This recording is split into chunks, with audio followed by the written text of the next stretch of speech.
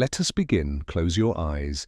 Allow the day to dissolve like salt in a warm sea. The room around you, with its familiar shapes and shadows, softens at its edges.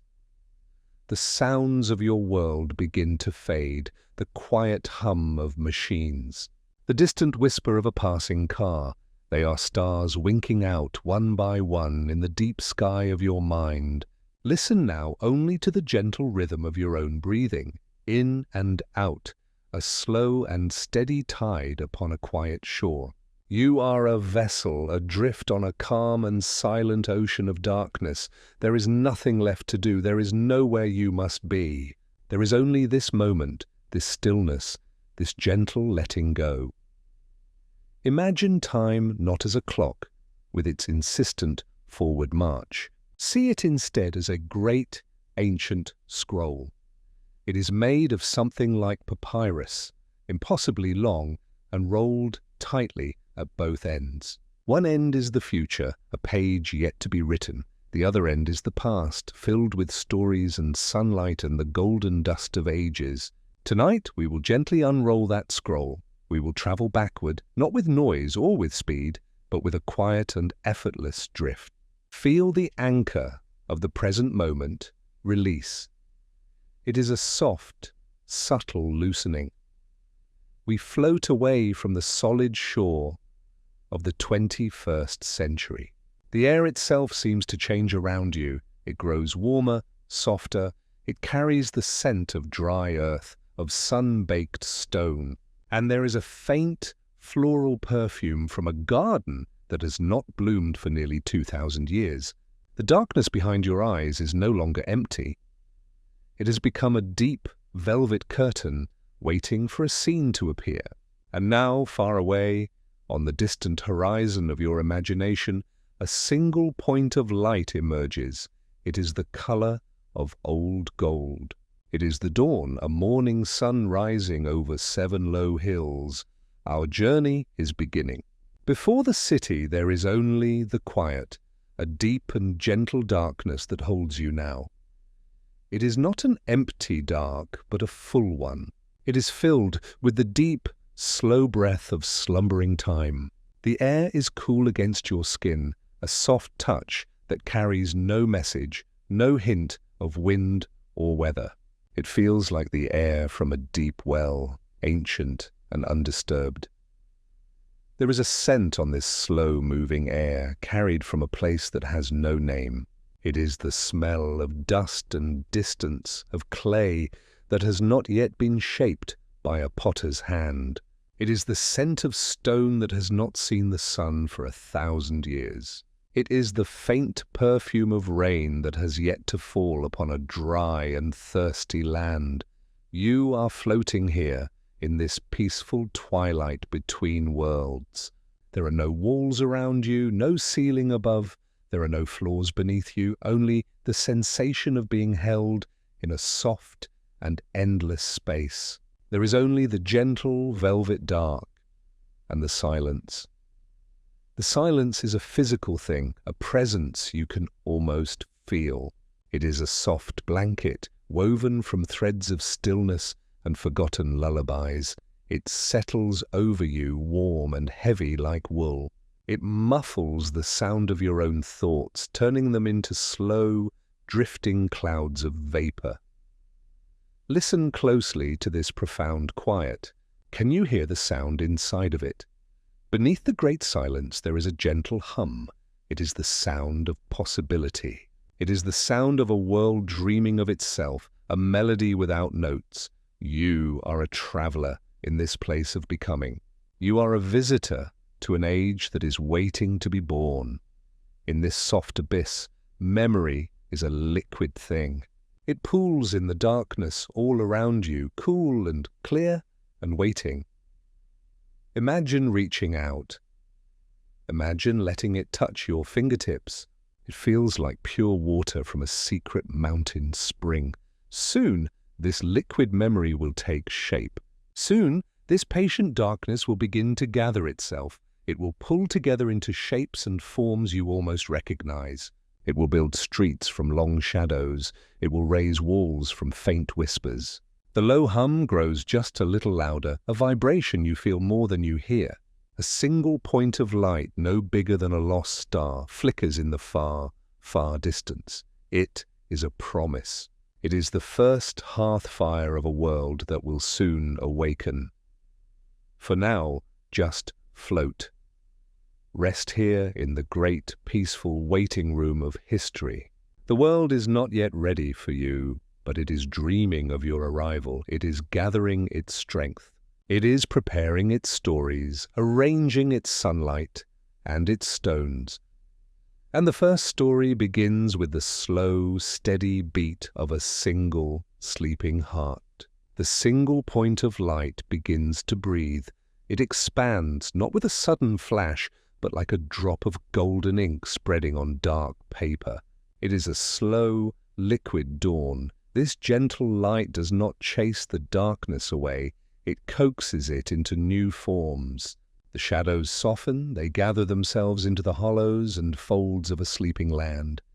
The world is taking a deep, slow breath. The light spills over the crests of low hills, 7 of them, their backs curved like slumbering animals. The golden wash of light reveals their texture, a soft covering of earth and stone. The low hum you heard before begins to change. It rises in pitch ever so slightly. It becomes the sound of air moving for the first time, a long and gentle sigh. This first wind whispers over the new land, testing the contours of the hills, rustling leaves that have only just appeared. And with the wind comes a new collection of scents. The air, once so clean and empty, now carries the rich perfume of damp soil. It smells of wet rock and the deep, green fragrance of moss. The light continues its slow journey and it finds water. A ribbon of silver, a quiet river, snakes its way between the hills. It makes the first sound of motion, a soft shushing over stones that have been smooth for 10,000 years. The river reflects the growing light, casting shimmering patterns on its own banks. Now the land drinks in the warmth. You can feel a change in the air, a subtle shift from cool stillness to living warmth.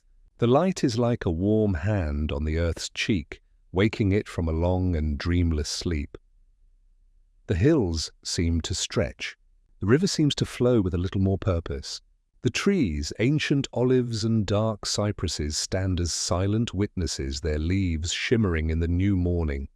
The stage is now set. The world is awake, but it is empty. It is a beautiful, silent place, filled with the scent of green things and the sound of moving water. It is a world waiting for a story to begin. It listens for the first footstep. It waits for the first human voice to give a name to the river and the hills. The sun is now higher in the sky. It warms the smooth stones by the river's edge. It draws the scent of pine from the scattered trees that cling to the hillsides. The world is awake and breathing a slow, steady rhythm. The deep silence is now embroidered with tiny sounds. A bird calls out, a single, liquid note that hangs in the air and then dissolves. On a sun-drenched rock, a lizard does a quick, silent push-up, a small green jewel come to life. The wind rustles through the tall grasses by the river, making a sound like soft, dry rain. These are the small, quiet heartbeats of the living world. They are sounds that deepen the silence rather than breaking it. Your attention is drawn down from the wide view of the 7 hills to a particular curve in the river. Here, the water slows. It pools in a gentle basin. The bank is soft with fine sand and silt, a perfect place to land a simple boat. The land seems to hold its breath. The air is still. The earth here seems different. It feels fertile, expectant. It holds the memory of 1,000,000 seeds, and it waits for the one that will become a city. Look closer at the ground. There is a faint line in the dirt, a shadow on the grass. It is not a road. It is barely a path. It is the ghost of a trail left by deer coming to the water to drink. It is a line of instinct, a living map of thirst and safety. It winds from the shelter of the trees down to the soft, sandy bank. This faint trail is a question asked by the animals, and the river is the answer. It is the first sentence in a long story that has not yet been written. The sun continues its silent climb. The warmth becomes a comfortable weight on your shoulders, a gentle pressure that urges you to rest. The light has lost its early gold and is now the bright, clear white of midday. The world is complete. It is a perfect, untouched moment. But it is a moment that cannot last. The waiting is almost over. Listen. Past the whisper of the grass, past the murmur of the river, a new sound is gathering just beyond the edge of hearing. It is not the sound of nature. It is the sound of purpose. It is the sound of a human heart beating with a steady, determined rhythm, walking toward this very spot. The sound grows clearer now. It is not just a feeling anymore. It is the steady cadence of footsteps on soft earth. A rhythm as old as walking. From the cool, blue-green shadows of the cypress grove, a shape emerges into the sunlight. It is a man. He does not stride with hurry, but moves with the slow confidence of one who has arrived at his journey's end. His tunic is simple, the color of undyed wool, and it carries the dust of many miles. His sandals are made of thick leather, worn smooth by his travels. The sun warms his dark hair and his skin, which is tanned the color of fired clay.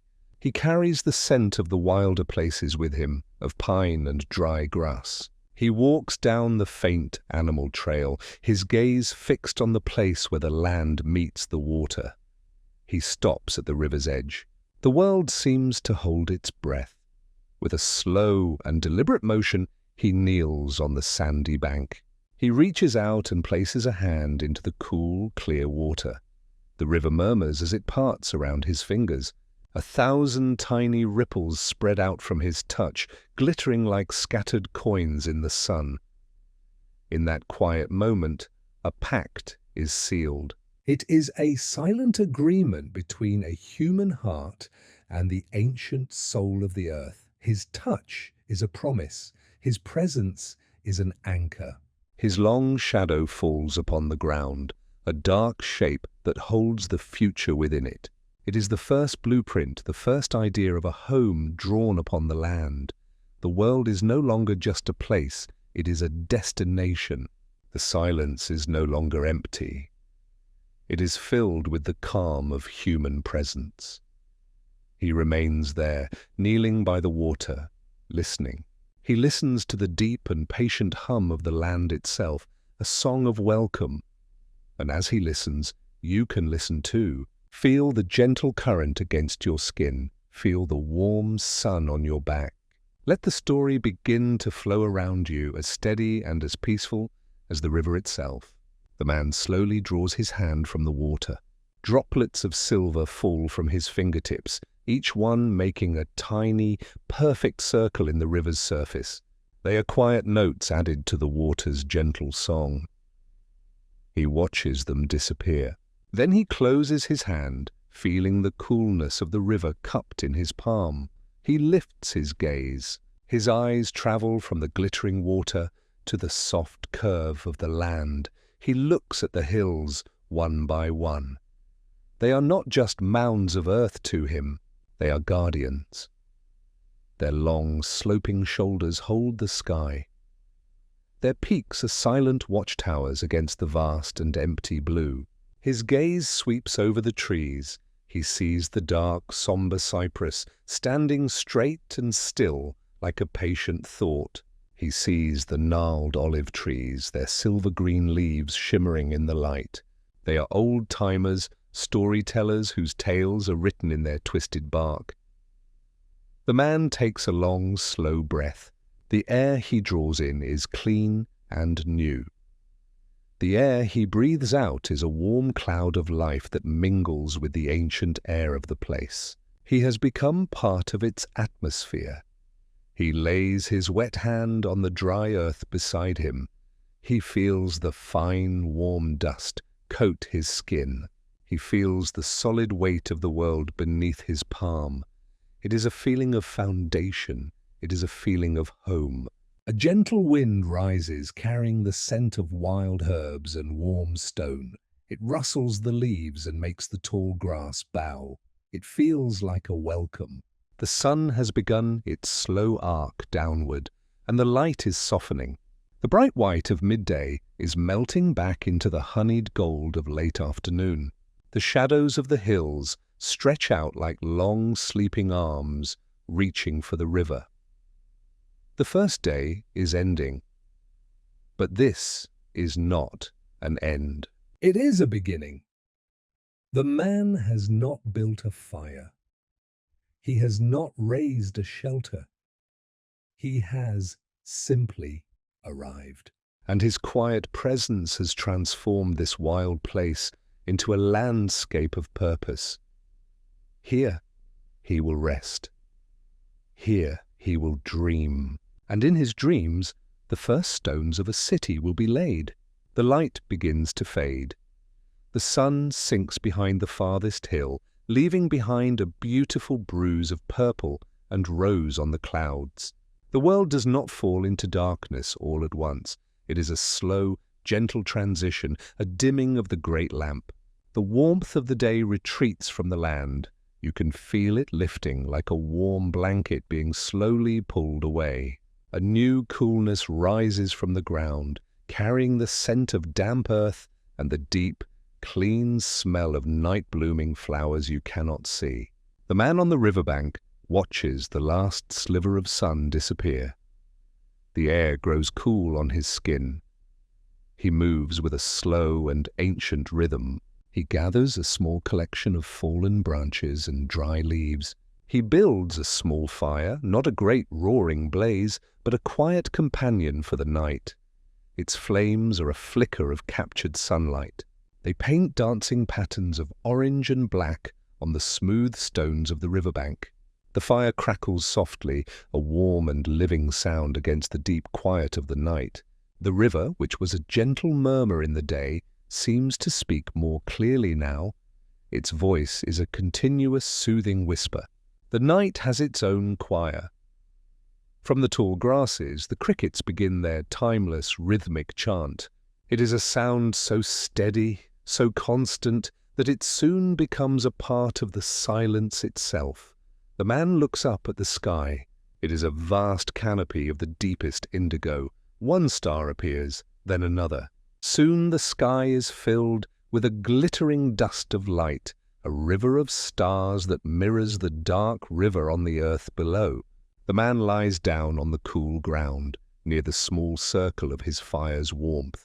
He watches the sparks float upward, like tiny wishes dissolving into the immense darkness.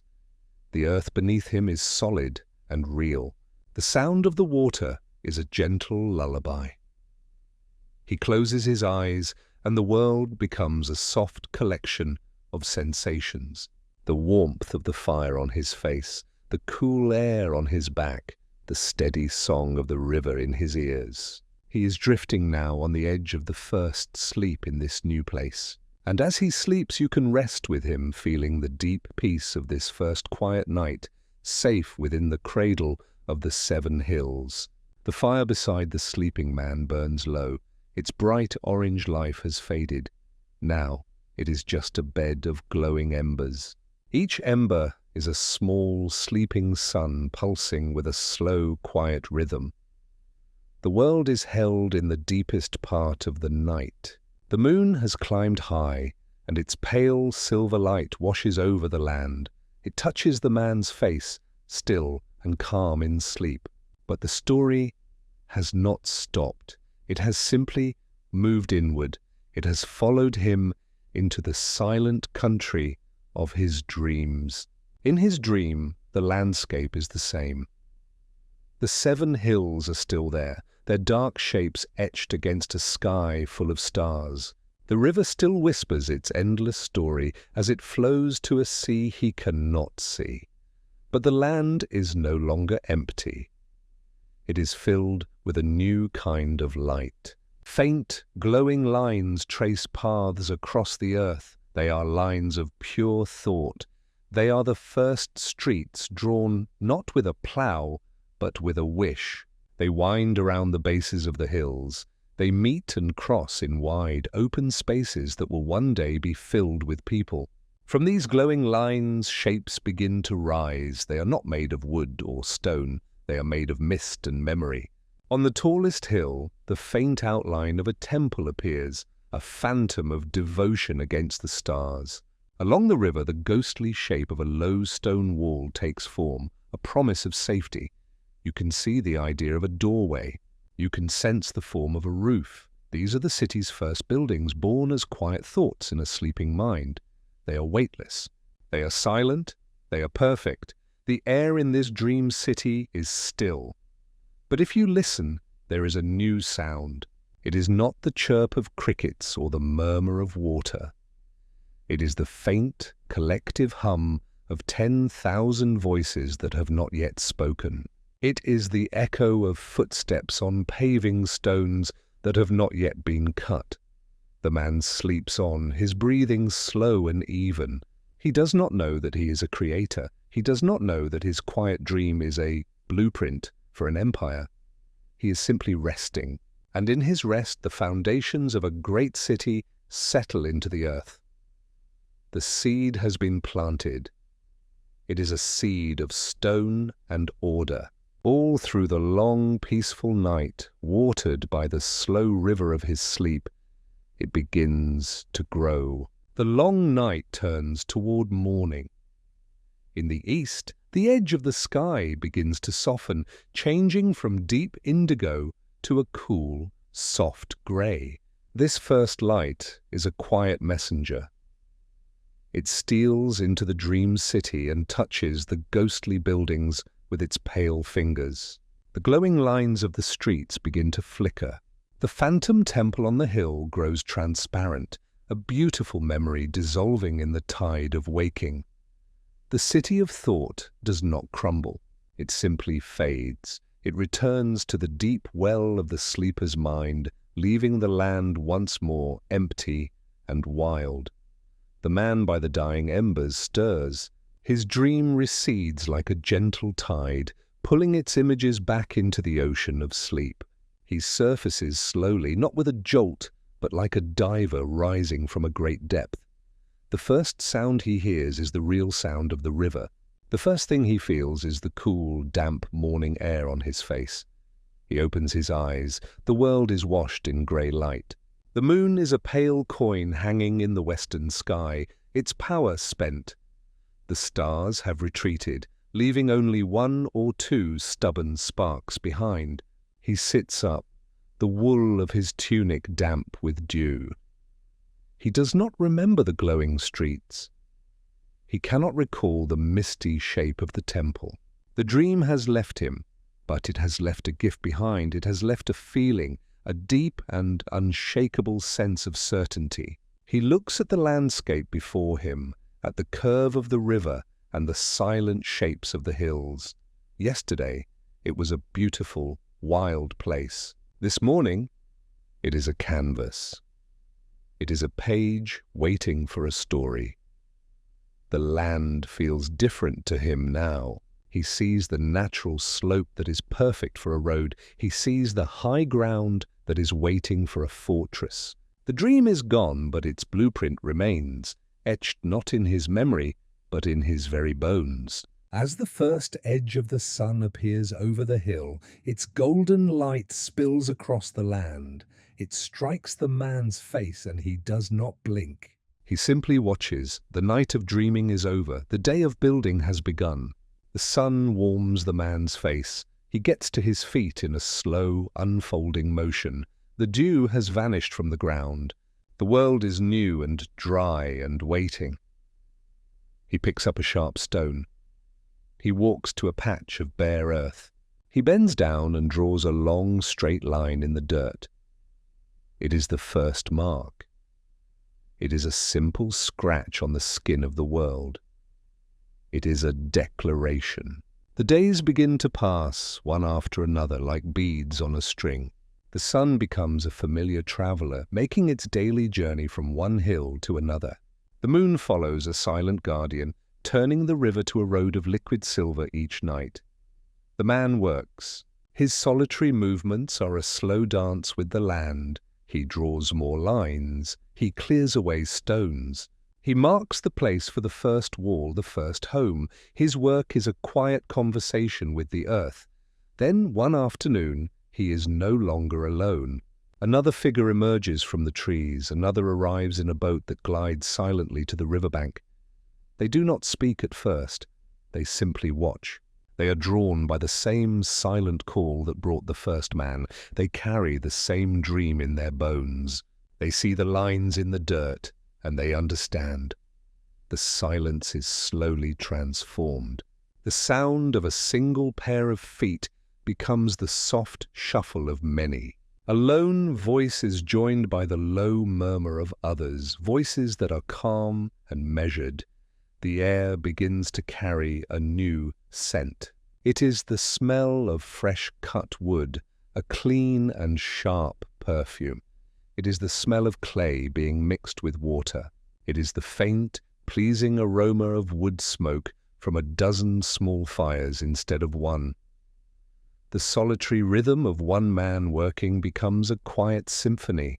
You can hear the gentle scrape of a spade in the earth. You can hear the soft thud of a wooden mallet on a post. You can hear the rhythmic tap, tap, tap of a hammer on stone. These are not loud or jarring sounds. They are the gentle, industrious sounds of a city breathing itself into existence. They are the soft heartbeats of a new world. They are a lullaby of creation, a peaceful rhythm to carry you into your own quiet dreams. Time passes, it does not march forward in this new place. It flows, soft and slow like the river. The sun and the moon are patient timekeepers, trading the sky back and forth in a silent, endless rhythm. The seasons arrive and depart like gentle visitors. They paint the 7 hills in the pale green of spring, the deep gold of summer, and the soft brown of autumn. And with each turning season, the small settlement grows. It expands not like a conquering army, but like a patch of sun-dappled moss spreading over a stone. The lines scratched in the dirt have vanished. In their place are real paths worn smooth by the tread of many feet. The first simple huts of wood and clay have been joined by others. They huddle together for warmth and company, their thatched roofs like the soft brown wings of sleeping birds. The air is thicker now, carrying a more complex story. The clean scent of cut pine is still there, but it is joined by the constant, reassuring smell of wood smoke from 100 hearths. In the morning, you can smell bread baking, a warm and wholesome perfume that speaks of community. The sounds have changed too. The quiet tapping of the first builder has become a gentle, continuous hum of activity. It is a soundscape woven from many soft threads. Listen closely. You can hear the distant rhythmic knock of a mallet on wood. You can hear the soft scrape of a potter's tool against wet clay. You can hear the low creak of an ox cart, its wooden wheels turning slowly on a dirt track. These are the sounds of a place that is alive, but not yet loud. It is a city in its childhood, full of a quiet and purposeful energy. Reach out and touch the wall of a new building. The sun has baked the mud and straw bricks to the warmth of a living thing. The surface is rough and honest under your fingertips. It holds the memory of the hands that shaped it. The first dream has taken root. It has grown from a seed of thought into a small, breathing town, nestled safely in the arms of the ancient hills. Let your focus drift from the wide view of the town. Let it settle like a butterfly on a single, sunlit path. Follow this path as it winds between the simple houses. It leads you to a place of making. In a shelter open to the air, a blacksmith works. He is not a man of great noise or fury. His movements are a slow and practiced ballet. The forge breathes a soft orange light. Its heat shimmers in the air, a visible warmth. He pulls a piece of iron from the glowing coals. It is not angry red, but a beautiful, living yellow, the color of a captured sunbeam. He lays it on the anvil. The hammer rises and falls. Its sound is not a crash, but a clear, ringing note. It is a song of purpose. Each strike is a conversation with the metal. He is not breaking it. He is persuading it to find a new shape. The metal yields, slowly, gracefully. It becomes the strong, curved blade of a farming tool, a simple knife, or a sturdy nail. The air smells of hot iron and cooling stone, a clean and powerful scent. Nearby, in the cool shade of a doorway, a woman sits with a loom. Her work is a different kind of song, a quieter melody. A cloud of raw wool sits beside her in a basket, smelling faintly of lanolin and summer fields. Her fingers are in constant, gentle motion, teasing the fibers, spinning them into a single, strong thread. The thread grows and grows, winding onto a wooden spindle that turns with a soft, whirring sound. It is a long, unbroken thought being spun into existence. On the loom, the threads are stretched tight, a wooden harp waiting for a tune. The shuttle, a smooth piece of polished wood, glides back and forth. It is a small boat navigating a sea of threads, weaving the weft through the warp. Its journey is a quiet, rhythmic beat. Thump, slide, thump, slide. A sturdy piece of cloth grows inch by inch, a warm and solid fabric born from these small, repeated movements. These two rhythms, the ringing hammer and the whispering loom, are the two hearts of the town. One is strong and loud, the other is soft and steady. Together they beat in a slow, peaceful harmony, weaving the fabric of a new life. Beyond the sound of the hammer and the whisper of the loom, the world opens up. The small cluster of houses gives way to the fields. Here the earth has been turned, laid open to the warm gaze of the sun. The soil is dark and rich, a deep chocolate brown. It holds the scent of 1,000 rains and 1,000,000 fallen leaves. Men move slowly across this landscape. They do not hurry. Their work is a meditation. They follow the patient tread of oxen, their hands resting on the smooth, worn wood of a simple plough. The ploughshare cuts a straight, dark line in the earth. It is a line of purpose, a sentence written on a blank page. The soil parts with a soft sigh, releasing its cool, damp perfume into the air. The men's feet are bare against the ground. They can feel the texture of their world, the fine grit of sand, the soft give of the loam. They are not walking on the land. They are walking with it. In the fields that have already been ploughed and planted, new life is stirring. Tiny green shoots have pushed their way through the dark soil. They stand in neat, patient rows. They are small green flags of hope, a fragile promise of a future harvest. They seem to listen to the sun, turning their small leaves up to its light. A boy walks slowly between these rows. He carries a clay pot filled with water from the river. He pours a little at the base of each plant. The water darkens the soil around the roots, a small, dark blessing. It is a quiet and careful task. There is no sound but the soft whisper of the water and the distant hum of the town. These fields are the town's other heart, a green and living one that beats with the slow rhythm of the seasons. In these dark furrows and tender shoots, the community is planting its own survival. It is a slow, quiet investment of hope and care, and the earth, in its own silent way, is already beginning to pay it back. Now let your gaze drift from the quiet labor of the fields. Follow the gentle slope of the land back to the river. The river is the source of all this life. It is the town's calm and steady heartbeat. Its surface, in the bright afternoon sun, is a sheet of beaten gold, wrinkled by the softest of breezes. Here, along the muddy banks, a different kind of quiet work unfolds. Under the leaning branches of an old willow tree, a man is mending a net. The net is a delicate web of thin cords lying in a heap beside him. It smells of the river, of weeds and water, and the faint memory of fish. His hands, gnarled and brown as the tree's roots, move with a slow, hypnotic grace. He finds the broken threads. He ties new knots, his fingers performing a small, intricate dance that he learned a lifetime ago. A little farther downstream, a small, flat-bottomed boat floats, tethered to a wooden post driven into the bank. It rocks with a motion, so slight, so gentle, it is almost imperceptible. It is a slow, liquid breath. An old man sits in the boat, his back to the town, his face to the slow-moving water. He is fishing. His posture is one of complete stillness, of deep listening. He is listening to the river's secret language, a language told in ripples and shadows. He is part of the scenery, as still as the reeds that grow in the shallows.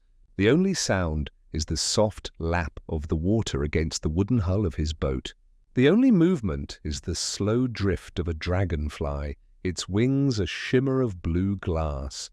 The river is the town's first road. It brought the first people here. It carries their small boats. It whispers promises of a world downstream, a world they are not yet ready to meet. But most of all, the river is a place of peace. It is a place to watch the light change, to feel the sun on your skin, and to listen to the soft, endless voice of the water. It is a place that washes away the cares of the day, leaving only a deep and profound calm. Rest here for a moment, by the water's edge. Let the river's gentle rhythm become your own. Let it soothe you. Let it carry you toward the quiet harbor of sleep. As the sun dips lower, the light transforms. The bright gold of the afternoon softens into a deep, warm orange. The long shadows of the houses stretch like tired arms across the dirt paths, reaching for the cool of the evening. The work of the day does not end with a sudden clang. It unwinds gently, like a thread being slowly let out. The blacksmith's hammer gives its last clear ring, a final note that hangs in the air, and then dissolves into the growing quiet. The orange breath of the forge sighs and dims. The rhythmic thump of the weaver's loom falls silent. The shuttle rests, its journey done for the day. In the fields, the farmers unhitch their patient oxen and begin the slow walk home, their shoulders sloped with a good day's weariness. The fisherman poles his boat to the bank, the sound of the wood against the muddy bottom, a soft, final punctuation mark. Now the paths of the town fill with the slow, homeward drift of its people. Their footsteps make a soft, shuffling sound in the dust. Their voices are low, a gentle murmur that is not conversation so much as a shared hum of contentment. The air is filled with the scent of their labor, of warm iron and dusty wool, of turned earth and river water. It is the perfume of a day well spent. As they reach their simple doorways, a new and comforting scent begins to rise and mingle in the cooling air. It is the aroma of wood smoke and roasting vegetables, of soup simmering over 100 small fires. It is the universal scent of evening, the smell of return. The town as a whole seems to take a long, slow breath and let it out in a sigh of peace. The houses begin to glow, one by one, their windows filled with the soft, flickering light of clay lamps. The little settlement becomes a scatter of earthbound stars, each one a small haven of warmth and rest. This is the simple, powerful rhythm of their lives, a day of purpose, followed by a night of peace, a time for making and a time for mending. Feel this gentle rhythm now. Let it be the soft and steady beat that carries you toward your own restful sleep. The night deepens outside, the 7 hills have dissolved into the dark, and the river has become a ribbon of black silk under the moon. But here, inside one of these small houses, the world is warm and close. The 4 walls are made of earth and straw. They seem to lean in slightly as if sharing a secret. A single clay lamp sits on a rough wooden table. Its small flame is a living thing, a tiny golden heart that pushes back the great dark. It throws long, dancing shadows that make the small room feel like a deep, quiet cave. A family is gathered in this soft light. The father of the family sits near the hearth, his hands resting on his knees. The firelight flickers on his face, smoothing away the lines of the long day. He is not speaking. He is just watching the flames, his thoughts slow and quiet. A mother moves softly through the shadows, her bare feet making no sound on the packed earth floor. She covers a sleeping child with a blanket of thick, coarse wool. The child's breath is a soft, warm whisper in the quiet room. The air is warm. It carries the comforting smell of the evening meal, a simple stew of vegetables and herbs. The sharp scent of pine smoke from the hearth mixes with the dry, sweet smell of the thatched roof. On the table, an empty wooden bowl is still warm to the touch. It holds the memory of shared food. The only sounds are the soft crackle of the fire and the steady song of the crickets outside the door. These are the sounds of safety. These are the sounds of peace. The house itself seems to breathe with the sleeping family. It is more than wood and mud. It is a vessel. It holds their dreams. It keeps them safe from the vast, star-filled night outside. Rest here in the gentle quiet of this simple home. Feel the warmth of the small fire. Listen to the soft sounds of sleep. This is the heart of the young city. It is not a place of power or of stone. It is a place of deep, human peace, a peace that you can share tonight as you drift into your own dreams. Slowly, let your attention drift away from the single, warm house. Rise up into the cool night air. Look down upon the small town from above. It is no longer a collection of separate homes. In the deep quiet of the night, it has become a single, sleeping creature. The last embers in the hearths and the few remaining lamps are its scattered, glowing thoughts. The soft, collective breath of its people is the slow and steady rise and fall of its own breathing. The whole town lies curled in the dark valley, held safely in the strong, silent arms of the 7 hills. The river murmurs a lullaby that has no beginning and no end. The moon pours its silent silver light over everything. It touches the soft, shaggy texture of the thatched roofs. It makes the worn dirt paths gleam like faint scars on the dark earth. In the shared dream of this sleeping town, the future is being built. It is a quiet and invisible construction project. The simple walls of mud and straw become the foundations for something stronger. The shared hopes of the people are the mortar that will bind stones together. Their desire for a safe place for their children is the blueprint for walls that will one day stand tall against the sky. This is a different dream from the first man's solitary vision. This dream is warmer. It is woven from 100 different threads of hope and memory. It is a dream of community. The silence is deep and profound. It is a silence filled not with emptiness, but with potential. It is the silence of a seed in the dark earth, holding a whole forest within it. The young city sleeps. It is gathering its strength. It is resting in the deep peace of its own making. Let this profound peace settle over you now. Rest with the sleeping town and let its quiet, hopeful dream become your own. The darkest hour of the night gives way. The moon has finished its long, silent patrol and slipped below the horizon. The great collective dream of the town has been dreamed. The peace is at its deepest, a perfect, polished stone of quiet. But even in this deep stillness, a change is coming. A single line of pale grey appears in the east, a single thread pulled from the dark fabric of the sky. This is the dawn of a new idea. The light that follows is not the gentle, hesitant light of the first mornings. It has a new purpose, a new clarity. It spills over the hills and rushes into the valley like a silent golden river. It touches the thatched roofs, and the dew upon them flashes like a field of scattered diamonds. It washes over the green fields and the dark, silent river. The town begins to breathe. A thin curl of smoke rises from a single hearth, a quiet signal that a new day has arrived.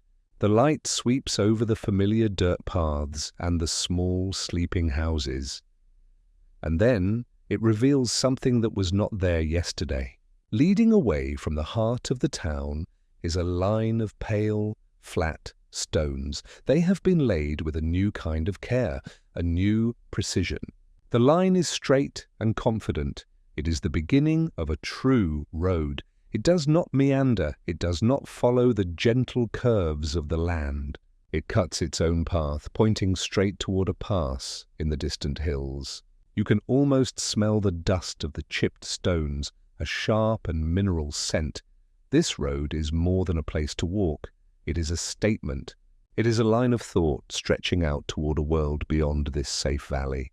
It is the first artery of a heart that is just beginning to understand its own strength. The age of the simple village is ending. The era of the city is dawning, and the first step onto its grand stage is here, on this quiet road of stone, in the cool, clear light of a brand new morning. The people of the town wake to this new morning. They step from their warm, dark homes into the cool, bright air. Their feet, so used to the soft give of the dirt paths, find the hard, unyielding surface of the new stone road. They pause. They look down at this pale ribbon that has appeared overnight. It is a strange and beautiful scar on the familiar body of their world. They touch the stones with their toes. They are cool and solid.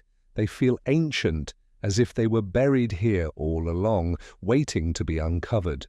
The road smells of the deep earth from which the stones were taken, and of the clean, sharp dust of their cutting. It is the scent of a new kind of work, a work of permanence. The people look up from the road and follow its line with their eyes. It leads them past the last houses, past the edge of the green fields. It points like an arrow toward the world outside their valley. Before today, the world ended at the top of the 7 hills. Now the world has a door, and this road is the key. The air is still filled with the familiar sounds of morning. A baby cries, a dog barks, a rooster crows, but underneath these sounds there is a new quiet. It is a quiet of wonder, of contemplation. The town is no longer just a place to live. It has become a starting point. The gentle, inward-looking peace of the settlement is giving way to an outward-looking curiosity. The slow, circular rhythm of the seasons now has a new, straight line running through it. The story of this place is no longer only about the harvest and the hearth. It is about to become a story of journeys, of trade, of distant lands. The little town by the river has woken from its long and peaceful childhood, and this stone road is its first step into a larger, more complicated world. Let your thoughts walk this road now. Feel the solid stones beneath your feet. Follow its path out of the valley toward the rising sun and the beginning of a new chapter. The journey has just begun. The sun climbs higher in the sky. The cool morning air warms, and the road of pale stones seems to settle into the earth as if it has always been there. The people do not stand in silent wonder for long. The new road has woken something up inside them. It has changed the shape of their thoughts. A new energy begins to move through the town, a current that is calm but powerful. It is the feeling of a tide that has turned. Then a new sound joins the morning chorus. It is not the soft scrape of a hoe or the gentle thud of a loom. It is a slow, rhythmic rumble. Down the new stone road from the direction of the hills comes the first cart. Its wooden wheels, bound with iron, turns slowly on the flat stones. The sound is deep and resonant, a steady grinding that speaks of weight and purpose. It is the sound of connection. It is the sound of the world getting bigger. The cart is pulled by 2 strong oxen. It is filled with freshly cut blocks of stone, a pale grey that matches the road itself. The dust that rises from the wheels is not the soft, dark dust of the fields. It is a fine, white powder that smells of the quarry, of deep earth and fractured rock. The air of the town is changing. The old scents of river water and baking bread are now mixed with this new, clean, mineral smell. The sounds are changing too. The cart rumbles to a halt in a wide, open space that is not yet a square. Men begin to unload the stones, their voices low and directed. The quiet, individual rhythms of the town are beginning to merge into a larger, more organized beat. The age of mud and thatch is coming to a close. The age of stone has begun. The peace of the valley has not been shattered. It has been transformed. The gentle lullaby of the village is slowly becoming the first deep, powerful chord of a city. Let this new rhythm settle into you. It is the slow, steady heartbeat of a world expanding. It is a powerful and peaceful pulse, a straight and solid road to lead you into the deep country of your sleep. The patient turning of the years has passed. Time is no longer marked only by the greening of the hills or the silvering of the river. It is now measured by the height of new stone walls. The small settlement has inhaled deeply and is now exhaling a city. The air itself has changed. It is thicker now, filled with a fine, pale dust that seems to taste of the mountains. This dust catches the afternoon sun in long, golden shafts, turning the spaces between buildings into luminous cathedrals of light. It settles on everything, a soft white powder that is the ghost of the stones themselves. The sounds have deepened. The gentle hum of the old village has found a new voice. It is a slow, rhythmic chorus of creation. Listen. You can hear the steady, patient tapping of a mason's chisel. It is a sound like a stone woodpecker sending out a message of form and order. You can hear the wet, soft scrape of a trowel spreading mortar, a sound like a gentle sigh. The rumble of the stone carts is a constant low drone, the deep breathing of the growing city. These are not noises that jar the soul. They are the methodical, peaceful sounds of a dream being carefully assembled. The old houses of mud and thatch are retreating, huddling together like fond elders, watching their children grow tall. In their place, the new stone structures rise. Their walls are cool to the touch, even in the midday sun. They are solid and confident. They smell of the deep earth and the rain that fell 1,000 years ago. The city is learning a new language, a language of straight lines and right angles. It is a language of permanence. This slow, deliberate construction is a new kind of rhythm for your rest. Let the steady tap of the chisel be a gentle metronome, counting the moments until you drift into a deep and solid sleep built on foundations of peace. In the heart of this growing city, a great space has been cleared. It is not yet a grand public square. It is a wide, open wound in the earth, waiting to be healed with stone.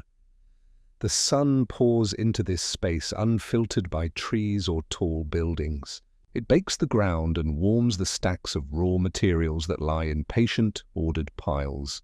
Great wooden skeletons of scaffolding climb toward the sky.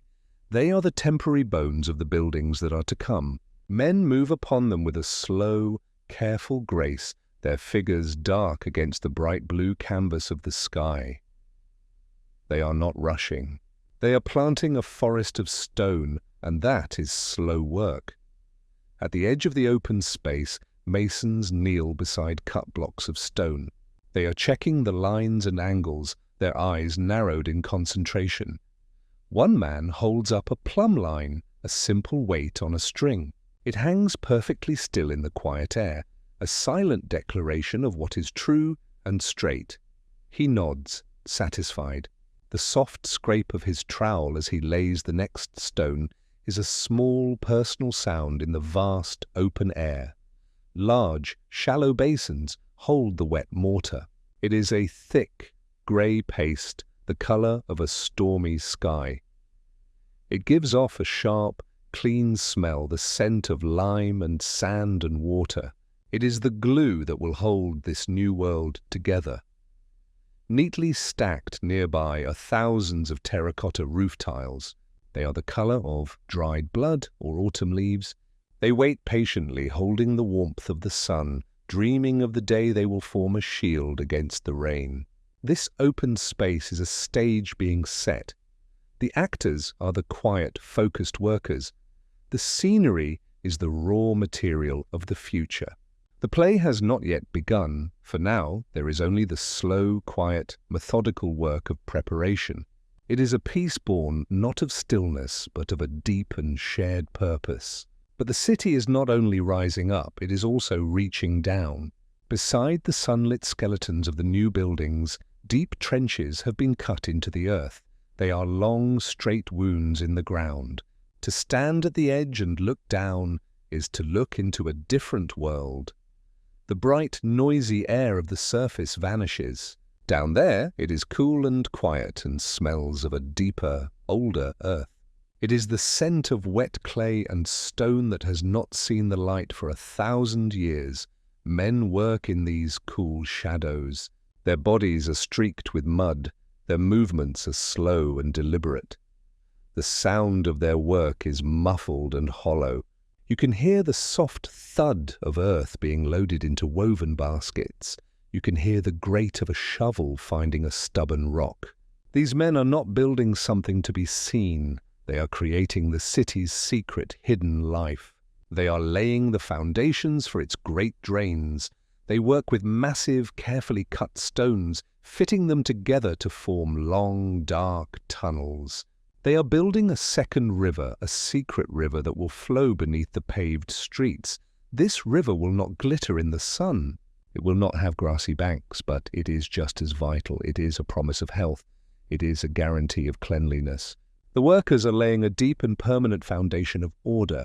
They are shaping the city's unseen soul.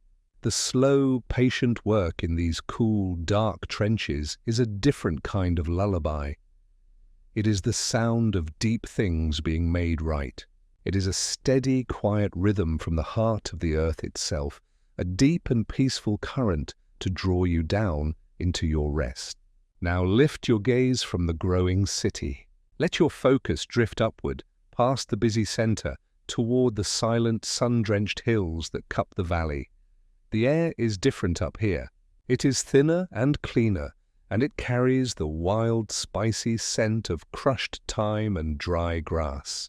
The only sound is the whisper of the wind as it combs through the sparse, hardy trees. But something new has come to these quiet slopes. A strange procession is making its way across the landscape. It is a line of great stone piers, marching one after another in a perfectly straight line.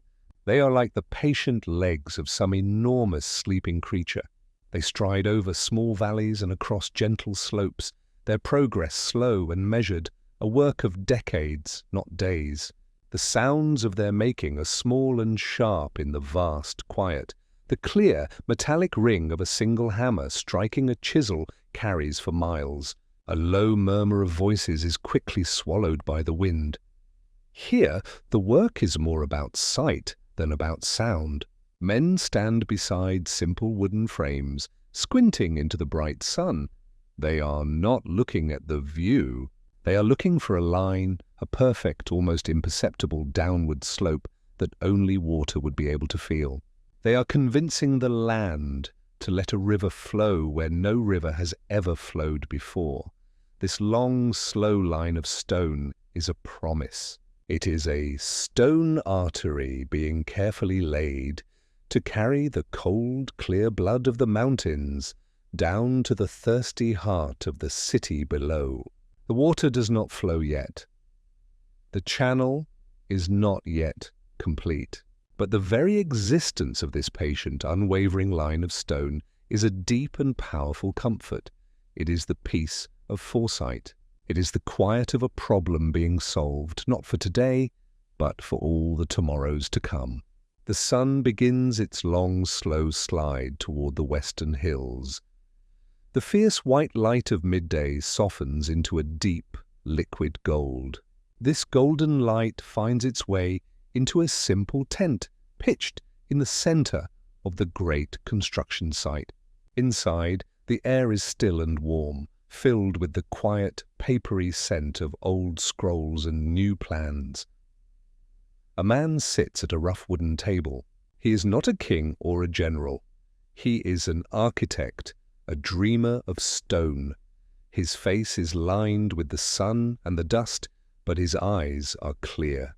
Before him, a wide scroll is unrolled, its edges weighted down with smooth river stones. It is a map, not of what is, but of what will be.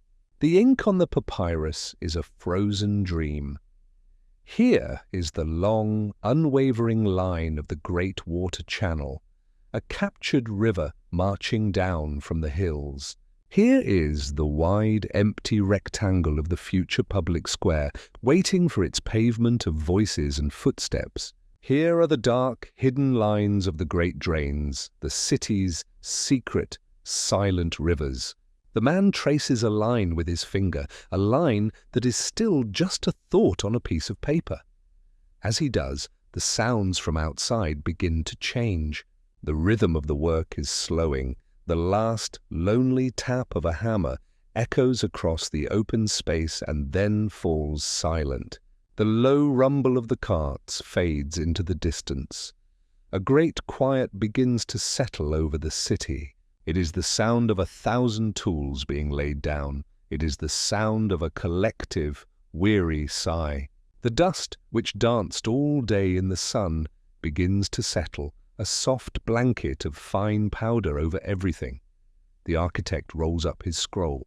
The dream is put to bed for the night. The city, which all day was a place of becoming, now simply is. It rests under the evening sky, a great, half-finished sculpture of stone and silence. Let this deep, earned quiet be your guide. It is the peace of a great work in progress, a slow and steady creation that you can join in your own restful sleep. The day has exhaled. From the half-finished buildings and the deep-cut trenches the workers emerge. They move not in a rush, but in a slow, flowing river of weariness. Their footsteps on the stone paths are a soft, collective shuffle, the sound of 1,000 tired sighs. Their low voices are like the murmur of water over stones, conversations worn smooth by the long day. They walk out from the great open space, leaving it empty to the cooling air and the long purple shadows of the evening. The city changes its clothes. It takes off the dusty, rugged garments of work and puts on the soft, dark mantle of the night. The sharp smell of cut stone and wet lime begins to fade. It is replaced by a far more ancient and comforting scent. It is the smell of wood smoke rising from 1,000 hearths. It is the smell of bread and herbs and simmering pots. The men and women fan out, peeling away from the main river of people, turning down narrower streets. They find the doorways to their own homes, simple stone houses that are a small, quiet piece of the larger dream. As they disappear inside, the city is transformed again. The streets, which were rivers of people, become empty canyons. The houses, which were silent stone boxes all day, begin to glow from within. One by one, small rectangles of golden light appear in the growing darkness. Each light is a tiny, beating heart. Each one is a signal of return, a beacon of safety. The sounds of the city change completely. The chorus of construction is gone. In its place is a soft, domestic music. The clatter of a pot, the cry of a child being lifted into waiting arms, the low laughter from behind a closed door. The whole city is settling down, a great creature curling up to sleep. Let the feeling of this deep, earned rest settle over you. It is the profound peace that follows a day of purpose, a gentle tide to carry you home to your own quiet harbor. The last lamp in the last window goes out. The city gives itself over completely to the night. Now the moon takes charge. It rises over the eastern hills, a great silent lamp of polished silver. Its light is cool and thin. It does not warm the stones, it transforms them. The half-finished walls of the public buildings lose their dusty workaday look. Under the moon's gaze, they become ruins from the future, beautiful and mysterious. The wooden scaffolding is a forest of bare, white bones, its geometry stark and strange against the dark sky. The stacks of terracotta tiles glow with a soft, internal light, like embers that will not go out. The moon's light flows into the deep trenches of the new drains, a liquid silver that cannot fill the deep darkness. It paints the new stone road a pale, ghostly white, a path for dreams to walk upon. The sounds of the city are gone. The deep silence that follows is not an emptiness, it is a presence. It is heavy, like a soft, velvet blanket laid over the valley. It is filled with the faint echoes of the day, the memory of 1,000 hammer blows, the ghost of 1,000 voices. If you listen very carefully to this great quiet, you can almost hear the stones themselves breathing. They are settling into their new places, becoming a city. From the high hills, the long line of the unfinished water channel is a silver scar under the moon, a silent promise waiting to be fulfilled. The whole city is at rest. It is a great, sleeping project, a dream paused between one day's work and the next. Rest with it. Let the cool, silver light of the moon wash over your thoughts. Let the deep, profound silence of the sleeping city become your own. There is nothing to do now but be still. There is nothing to do but sleep. The city sleeps, but its dream is awake. In the deep, velvet heart of the night, the physical city of stone and dust gives way to its own spirit. It becomes its own perfect idea. Let your mind drift into this dream with it. Here, in this city of sleep, the wooden scaffolding has vanished as if it were never there. The walls of the great public buildings stand tall and complete, their stone as smooth and pale as polished bone in the endless moonlight. The great square is no longer an empty space of packed earth. It is paved with slabs of silent light. Ghostly figures drift across it, their forms woven from mist and memory. They leave no footprints. Their voices are the whisper of the wind in a place where no wind blows. They are the silent echo of all the people who will one day stand here, sharing news and stories. Listen. In the dream, the great water channel on the hills is no longer a dry and patient promise. A river of pure starlight flows through it, a silent, silver liquid that glides without friction. It makes no sound as it arrives in the city. It fills the phantom fountains in the square. The water leaps and falls in graceful, silent arcs, splashing without a single noise. The air tastes of this cool, clean water, the very idea of refreshment itself. And deep below the silent streets, the hidden drains are not dark and empty. They are filled with a soft, internal glow. They are the city's secret, luminous veins. Through them you can hear the slow, rhythmic breath of the city's soul. It is a deep and steady hum of perfect, effortless order. This dream city is the architect's scroll come to life. It is the finished poem. There is no dust here. There is no sweat from the long day. There is no weariness. There is only the cool, silent beauty of a thought made real and perfect. This is the deep and peaceful destination toward which all the noisy work of the day was aimed. This perfect, silent city is a blueprint for your own deep sleep. It is a place of absolute rest. Let your own thoughts walk these silent, moonlit streets. Feel the profound calm of this finished, perfect dream. This is the heart of the peace. This is the soul of the quiet. And it is here for you to rest in all through the long and peaceful night. The long, peaceful night turns. The dream of the perfect city begins to fade, its silent, moonlit streets dissolving like mist in the first hint of morning. The eastern sky bleeds from black to a soft, bruised purple, then to grey. The real city slowly returns. The wooden bones of the scaffolding reappear. The stones look rough and dusty again. The great square is once more a space of packed earth and patient waiting materials. The perfect idea has retreated, leaving the beautiful, imperfect reality behind. But the silence this morning is different. It is not the empty silence of waiting. It holds its breath. And then a new voice breaks the quiet. It is not the sharp ring of a hammer or the low rumble of a cart. It is a sound that was only a ghost in the city's dream. It is the sound of water. From the high hills down the long, patient channel of the great water carrier, it comes. A soft, rushing whisper at first, a sound that grows steadily in confidence. It is the sound of a promise being kept. In the cool, grey light, you can see it arrive in the city. It is a clear, continuous stream tumbling into the first great stone basin. It fills the basin with a joyous, gurgling sound. The water swirls and dances, splashing over the lip of the stone. It sends out a new scent into the air, the clean, damp smell of fresh mountain springs, a perfume that washes the dust from the air. This new sound is the city's true lifeblood, finally arriving. It is a continuous living murmur.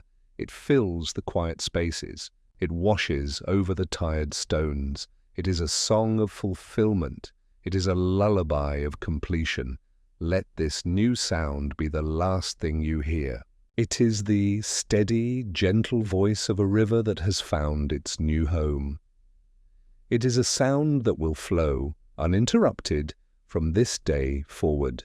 It is a peaceful, constant whisper to carry you without effort into the deepest and most restful part of your sleep. The sun rises fully now, pouring its golden light into the basin. The light strikes the new water and shatters into 1,000 dancing pieces. The sound of the splashing water is a gentle bell ringing through the streets, calling the city to wakefulness. People emerge from their homes drawn by this new music. They gather in a quiet, wondering circle around the fountain. They stare at the clear, living water as if it were a miracle. The air, which for so long smelled only of dust and labor, is now washed clean with the cool, green scent of the mountains. A small child, braver than the adults, steps forward. The child reaches out a small hand and plunges it into the swirling water. The shock of the cold brings a small, bright laugh. That single sound breaks the spell. Others come forward. They cup the water in their hands. They splash it on their dusty faces. The taste is of cold stone and distant snow. It is the taste of life. The architect stands at the back of the crowd, watching his paper dream become a liquid reality. The city was a body he had carefully built. Now it has a pulse, it has a voice. The work of building is not finished. The masons will return to their tapping. The carts will resume their rumbling. But everything is different now. The city is no longer just a project of stone and order. It is alive. Its new heart is beating a steady, watery pulse that will never stop. Let this be the sound that stays with you now. The constant soothing murmur of water flowing, a timeless lullaby. It is a river of peace, a gentle current to carry you effortlessly away into the deep and quiet country of your sleep. The dust of construction has settled. It has been washed from the stones by the rains of 100 years. The tap of the mason's chisel is a ghost, a forgotten echo. The city, which was once a slow and patient project, is now a living thing. It has found its voice. Listen. The silence has been replaced by a new kind of music. It is the sound of life itself, a great, gentle roar that is not frightening but deeply comforting. It is a river of human sound flowing through the stone canyons of the streets. This river is made of 1,000 small streams. It is the low murmur of countless conversations, a sound like a distant ocean. It is the shuffle and slap of 10,000 sandals on the warm paving stones. It is the soft laughter from a shaded doorway. It is the distant call of a vendor, his voice a bright thread in the tapestry of sound. The air has a new perfume. The clean, sharp scent of cutstone has been replaced by a rich and complex bouquet. There is the warm, wholesome smell of bread, baking in 100 different ovens. There is the sweet, heavy scent of ripe figs and dates, piled high on a merchant's stall. From a shaded alley comes the sharp, exotic perfume of spices, a dry and dusty scent that speaks of faraway deserts and distant seas. The city is no longer a world of pale stone and grey dust. It is a garden of colour. Brightly dyed awnings stretch over the streets like rectangular flowers, painting the ground below in shifting patterns of red and blue. The people themselves are moving blossoms of colour in their tunics of saffron and crimson and deep sea green. This is the city awake. This is the city alive. Let this new symphony wash over you. It is not a noise to keep you from your rest. It is a lullaby played by 1,000 instruments at once. It is the steady, reassuring hum of a great beehive, a sound of purpose and peace that will gently carry you away. Let us drift now on this river of sound to its source. We arrive at the great public square, the stone heart of the city. The sun, a fierce white eye in the sky, pours its heat down onto the vast expanse of marble paving stones. The light is so bright it almost hurts to look. It bleaches the world to a brilliant white, a canvas upon which the people move like scattered coloured petals. But this great heat is not without its refuge. Around the edge of the square runs a deep, cool colonnade. Here, in the shade of a forest of stone pillars, the world changes. The air is cool and still. The light is soft and grey. The sound of the crowd is muffled, becoming a gentle, sleepy drone. To walk from the sun into this shade is a deep relief, a long, cool drink of water for the skin. The square itself is a living, breathing thing. At its centre, a great fountain sings to itself. Water, brought from the cool mountains by the stone arteries of the water channel, leaps and splashes in a continuous, joyous dance. The sound is a constant, liquid whisper, a cool thread of sound that weaves through the warmer hum of the crowd. The air around it smells clean and wet, a tiny oasis of mountain air in the heart of the city. People flow across this space not in a hurry, but in a slow, purposeful tide. A senator, his white toga edged with a stripe of purple, walks with his advisers, his voice a low, serious murmur. Merchants cluster in the shade, their conversation a quiet rustle of numbers and promises. Women carrying baskets walk toward the market stalls that line one side, their colourful dresses a slow-moving garden. This is the city's central nervous system, its mind and its memory. The murmur of 10,000 conversations is the sound of the city thinking. It is a place of immense, complex order, a perfectly balanced machine of human life. The rhythm is steady, predictable, and deeply calming. It is the peace of a world that knows its own purpose. Let us drift away from the singing fountain. We move now from the bright, hot sun into the deep, cool shade of the colonnade. Here, the noise of the square becomes a distant, gentle roar, like a sea heard from far inland. The light is soft and indirect. Tucked into an alcove between two massive pillars is a quieter world. It is a bookseller's shop, a small cave lined with the memories of the city. The walls are filled with wooden pigeonholes, and in each one rests a papyrus scroll. There are hundreds of them, each one a rolled-up story, a captured thought waiting for a voice to set it free. The air here smells different. It has the dry, sweet perfume of old paper and the faint, dusty scent of leather. It is the smell of preserved sunlight and forgotten afternoons. An old man sits on a low stool, a scroll unrolled across his lap. He is not reading for pleasure. He is simply holding a piece of the past, his eyes closed, feeling the faint warmth of the stone pillar at his back. Nearby, at a small wooden desk, a younger man works. He is a scribe. His head is bent in concentration. A blank sheet of pale papyrus is spread before him. In one hand, he holds a reed pen. He dips it into a small pot of ink, a substance as black and as deep as a starless night. Then his hand begins to move. It glides across the page with a slow, hypnotic grace. The only sound is the soft, dry scratch of the pen. It is a sound like autumn leaves skittering across stone. It is a quiet, patient sound.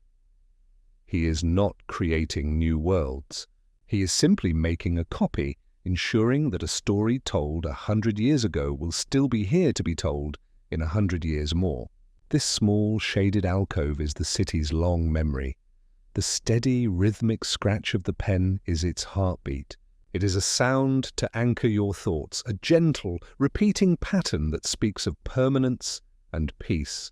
It is a lullaby of preservation, a quiet promise that nothing is ever truly lost. Let us leave the quiet scent of old paper behind. We step from the cool, grey shade of the colonnade back into the brilliant, living sun. The world of sound rushes back in, but it is not a harsh noise. It is a warm, thick blanket of sound woven from the threads of commerce. Listen to the individual notes in this city's song. There is the soft clinking of coins, a sound like tiny, falling bells. There is the gentle thump of a melon being tested for ripeness. There is the low, patient bleating of a goat waiting to be sold. Now let a new collection of smells find you. The air is no longer dry and dusty. It is heavy and rich. It carries the warm, yeasty perfume of bread, fresh from a baker's oven. It is layered with the deep, sugary sweetness of ripe figs, their dark purple skins almost bursting. You can smell the sharp, salty tang of olives swimming in their brine. You can smell the earthy scent of dark green lettuces still damp with morning dew. The market stalls are a feast for the eyes. They are overflowing with the bounty of the countryside. Baskets of yellow peaches are piled like captured sunlight. Great, round wheels of cheese, the color of old ivory, rest on clean linen cloths. Bunches of dark grapes hang like clusters of purple jewels. Everything is piled high, a testament to the land's generosity. This is the city's pantry, its larder laid open to the sky. An old woman, her face a beautiful map of her long life, inspects a fish. Her hands, wrinkled and sure, gently press its silver side. The vendor, a man with a broad, peaceful face, watches her. He does not hurry her. Their silent negotiation is a slow, ancient dance. It is a ritual as old as buying and selling. It is a quiet moment of trust, a small, perfect transaction in the heart of the bustling city. This is the steady, daily rhythm of sustenance. It is a beautiful, predictable dance of need and provision. It is another of the city's great, peaceful heartbeats, a steady, calming pulse to soothe you into a deep and nourishing rest. Let us turn from the bright, overflowing market. Let us seek refuge from the relentless sun.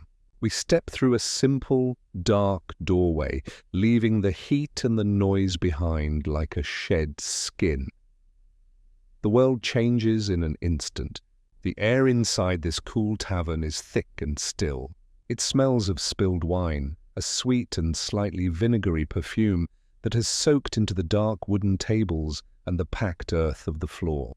Your eyes take a moment to adjust to the deep, welcome gloom.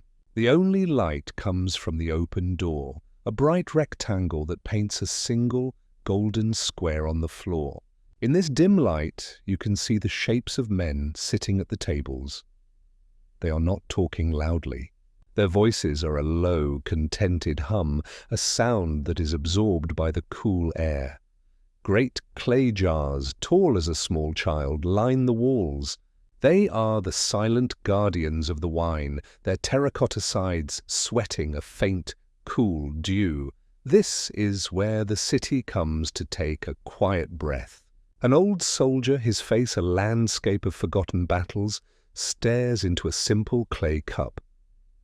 He does not drink. He is simply remembering. Two merchants, their business done for the day, share a cup of watered wine. Their conversation is a slow, easy murmur, the quiet sound of friendship. This is not a place of drunkenness, it is a place of pause. It is a small, quiet island in the roaring river of the city's day. It is a moment of shade in a life lived under the sun. The only sharp sound is the gentle clink of a cup being set down on a wooden table. The peace in here is deep and heavy, a comfortable weight. It is a small taste of the great quiet that will come with the night. Rest in this cool darkness for a moment. Let the low hum of voices be a gentle drone that quiets your own thoughts. Let the cool air soothe you. This small daily ritual of rest is a prayer for the deeper, longer rest to come. Let us leave the dim comfort of the tavern. We step back into the street, a river of blinding light and heat. The stones are hot underfoot. The noise of the city rushes back, a wave of sound that you can feel in your bones. But we will not stay here for long. We turn away from the main thoroughfare down a narrower street. The buildings here are tall and close together, their upper floors leaning in to steal the sunlight. The walls are a sheer cliff of sun-baked brick and plaster. We stop before a heavy wooden door. It has no windows. It offers no invitation. It is a solid, final statement against the outside world. The door opens, a slice of pure darkness appearing in the bright day. We step across the threshold. For a moment you are blind. The heat and the noise of the street are cut off as if by a knife. The door closes behind us with a soft, solid thud. The world is gone. You are in a different place now, a place of deep, cool and profound quiet. As your eyes adjust, the world reveals itself. You are in a narrow hallway that opens into a beautiful, sunlit courtyard. But this is not the harsh, public sun of the street. This is a private, captured piece of the sky. The courtyard is open to the heavens above, a perfect square of blue framed by the sloping red-tiled roof. In the center, a small fountain whispers to itself, its water catching the light and scattering it in tiny, brilliant jewels. The water collects in a shallow marble pool, its surface perfectly still. The air here is cool. It smells of damp stone and the green, living scent of ferns and other plants growing in large clay pots. The walls are painted with scenes of gardens and birds, a world of permanent, peaceful summer. The floor is a mosaic of tiny colored stones, cool and smooth underfoot. This is not just a house, it is an island. It is a fortress of peace, built not to keep armies out, but to keep the clamor of the world at bay. Here, in this inner sanctuary, the city's great roar becomes a distant, forgotten dream, and the only sound is the gentle, steady pulse of the water, a quiet heartbeat for a world at rest. The house settled into itself. A great beast folding its marble wings for the night. The clamor of the day was a memory now. It was a ghost of a sound in the silent halls. Faint whispers of conversation seemed to eddy in the corners of the dining room, but they were only echoes. The real voices were gone. The people had melted into the fabric of the night, into dreams. A pillar of moonlight stood in the center of the main hall. It was a silent guest that arrived after all others had departed. It touched the edge of the shallow pool set into the floor.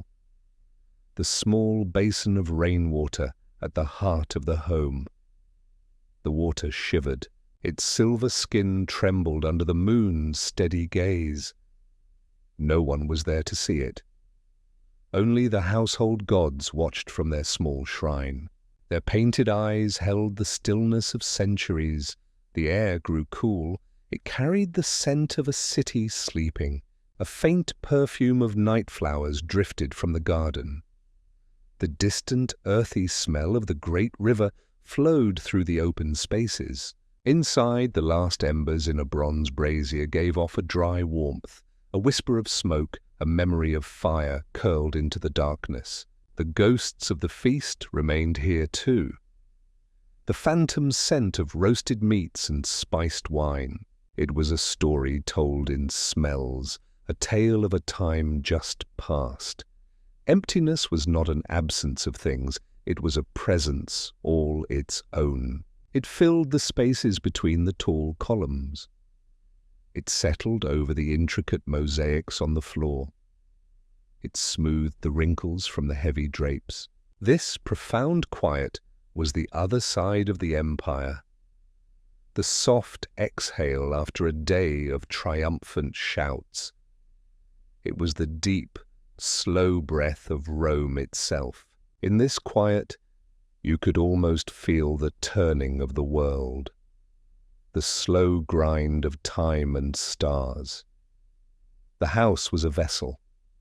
It held the silence. It held the memories.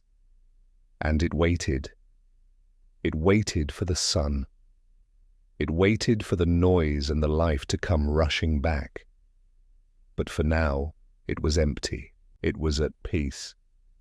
A ship becalmed on a sea of night. The long day was over. The great city slept under a blanket of 1,000,000 stars. And in this single home, among thousands, the universe seemed to pause. It held its breath in the empty spaces, listening to the beat of a silent heart. This deep quiet was not contained by the walls of the house. It spilled out into the street. It filled the whole world. The city, that roaring beast of a place, was now tamed by the night.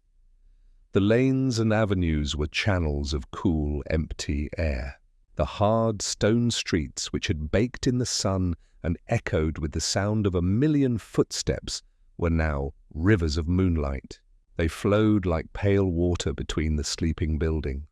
The shadows of doorways were deep wells of blackness. The arches of monuments were dark mouths, breathing out the cold of ancient stone. Not a single cart rattled over the cobbles. Not a single vendor called out his wares. The great machine of the empire had paused. Its gears had stopped turning. Its fires were banked. The sprawling markets were silent. The stalls stood like skeletons, their vibrant goods packed away. The scent of fish and leather and foreign spices was gone.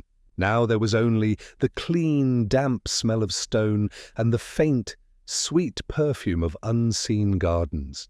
The vast central square, the very heart of the world, was a great empty plate offered up to the stars.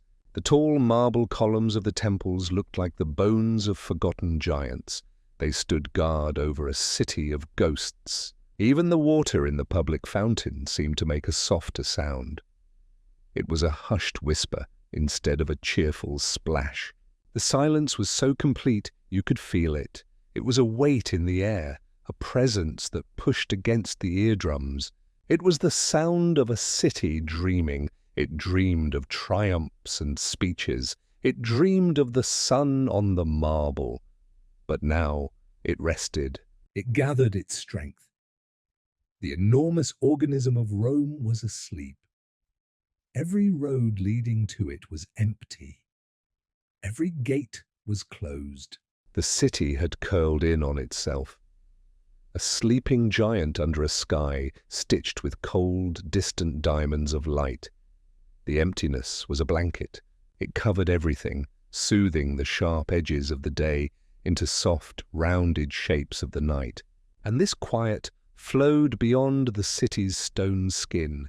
It washed over the great walls and spread into the countryside.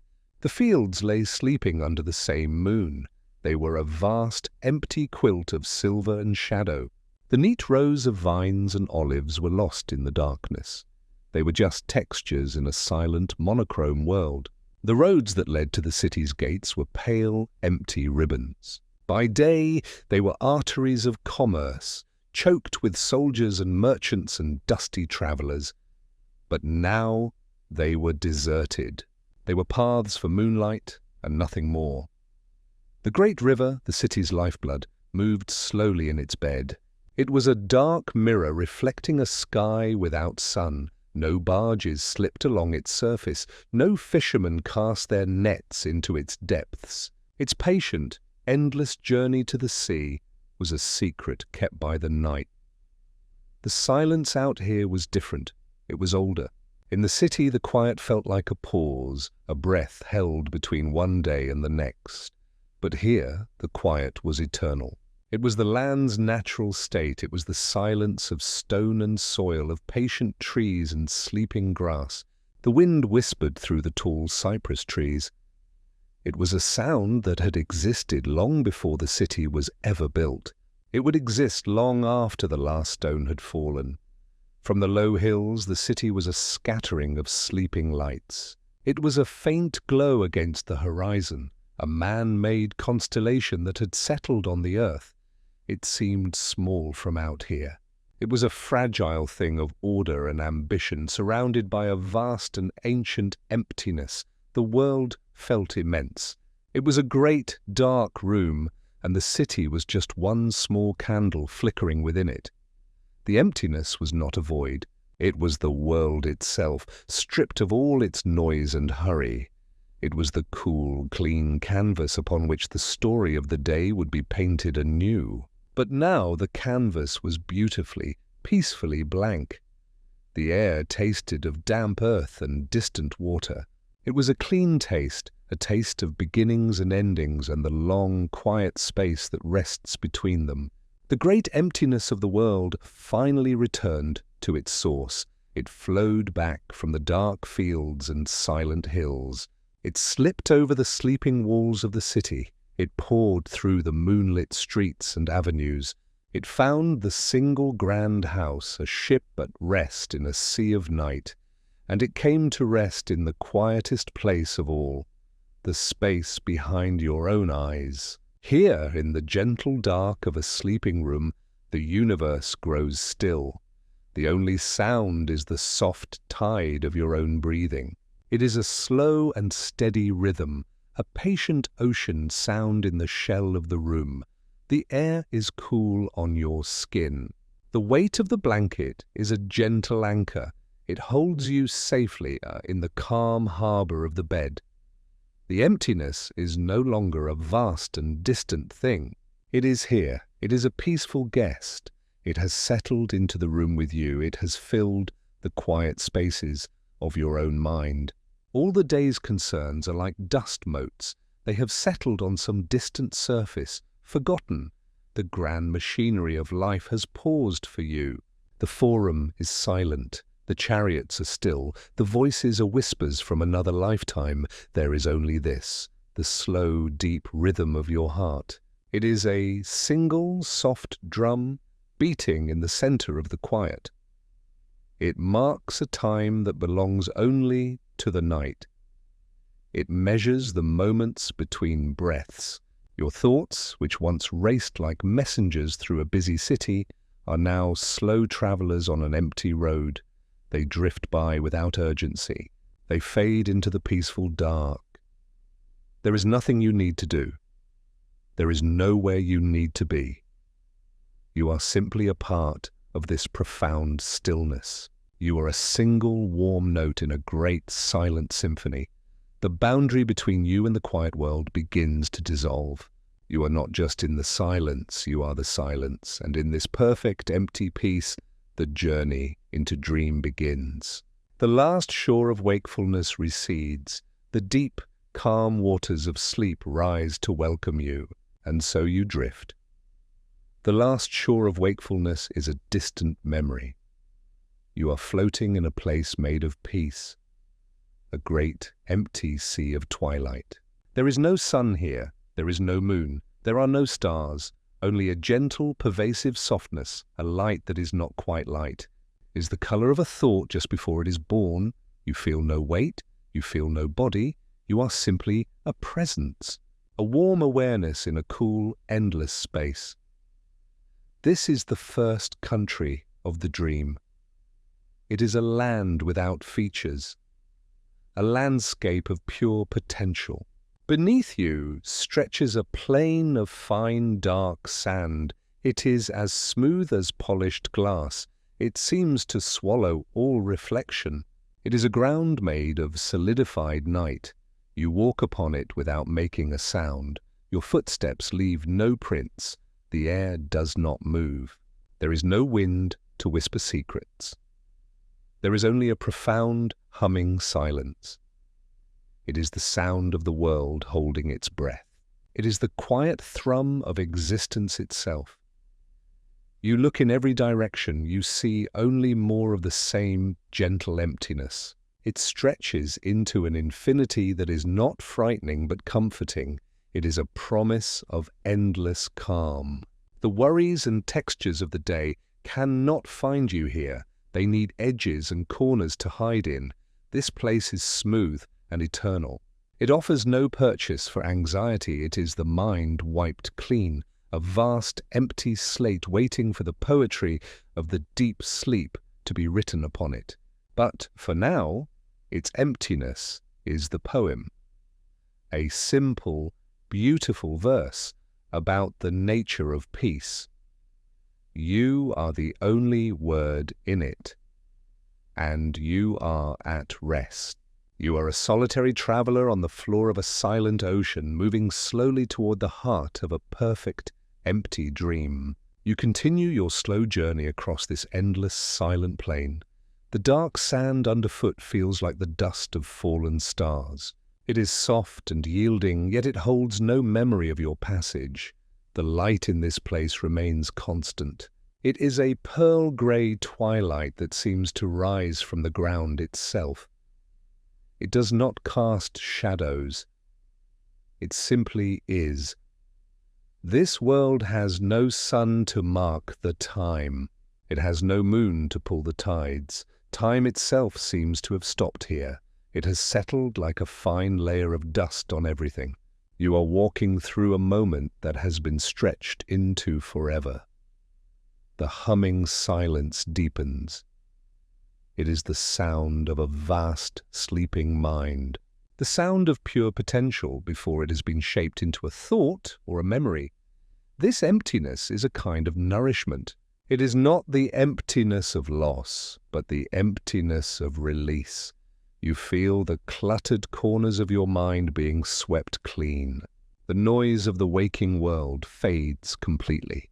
The arguments of the forum, the clatter of chariot wheels, the weight of daily duties, none of it can exist here. This space is too pure for such things. It is like drinking cool, clean water after a long and thirsty day. You are shedding the layers of your waking self, your name, your history, your worries. They fall away behind you. They become invisible marks upon the dark sand, smoothed away by the profound stillness.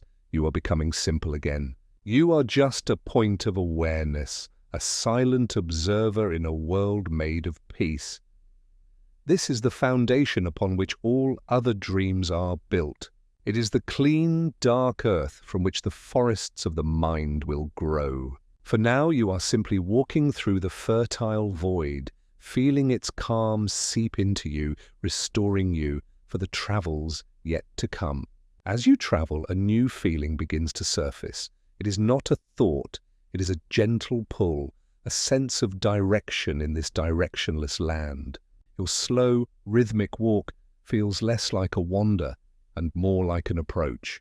Far ahead, at the very edge of your perception, the perfect emptiness is interrupted. A single flaw has appeared in the seamless grey twilight. At first, it is just a speck of deeper darkness. It is a tiny anchor in a boundless sea. You continue to move toward it. The journey remains silent. The only sound is the deep, internal hum of the place. But now the silence seems to gather around that distant point. The shape grows with an impossible slowness. Time is still a dream here, but the object on the horizon gives it a purpose. It becomes a landmark in eternity. Slowly, it resolves into a form.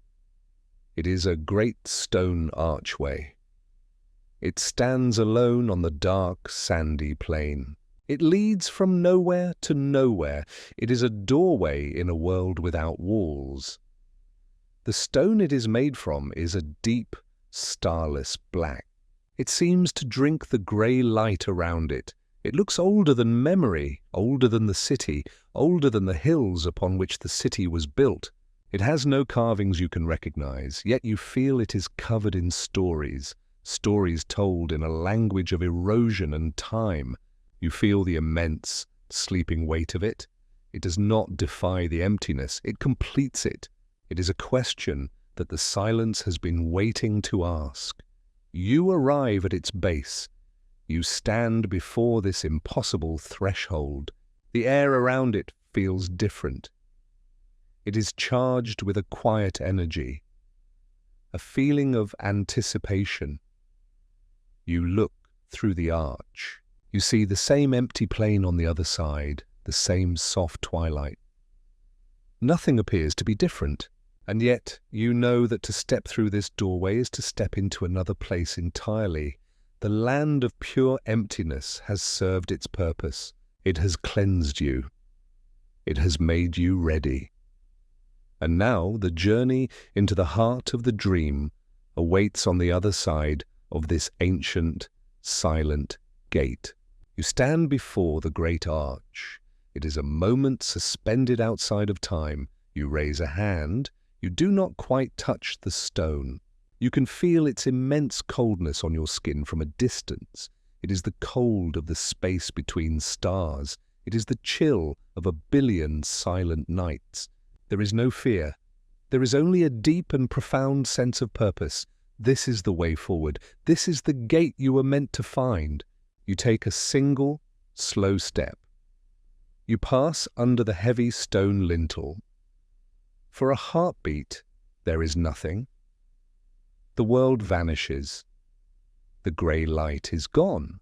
The humming silence is gone. There is only a perfect velvet blackness, a complete absence of all sensation. It is not frightening. It is a moment of absolute peace, a final cleansing. It is the universe taking a single deep breath. Then, just as gently, the world returns. You are standing on the other side of the arch. You turn and look back. The arch is still there. A silent doorway on an endless plain. But the world you have entered is changed. It looks the same. The same dark sand stretches to a horizon that never arrives. The same soft, pearlescent light fills the air. But the feeling is different. The gentle hum is gone. It has been replaced by a silence so deep it feels like the foundation of the world. This is not the pause before a sound. This is the absence of sound itself. The air feels thinner, purer, as if all the dust of memory has been filtered out by your passage through the gate. You feel lighter, more transparent.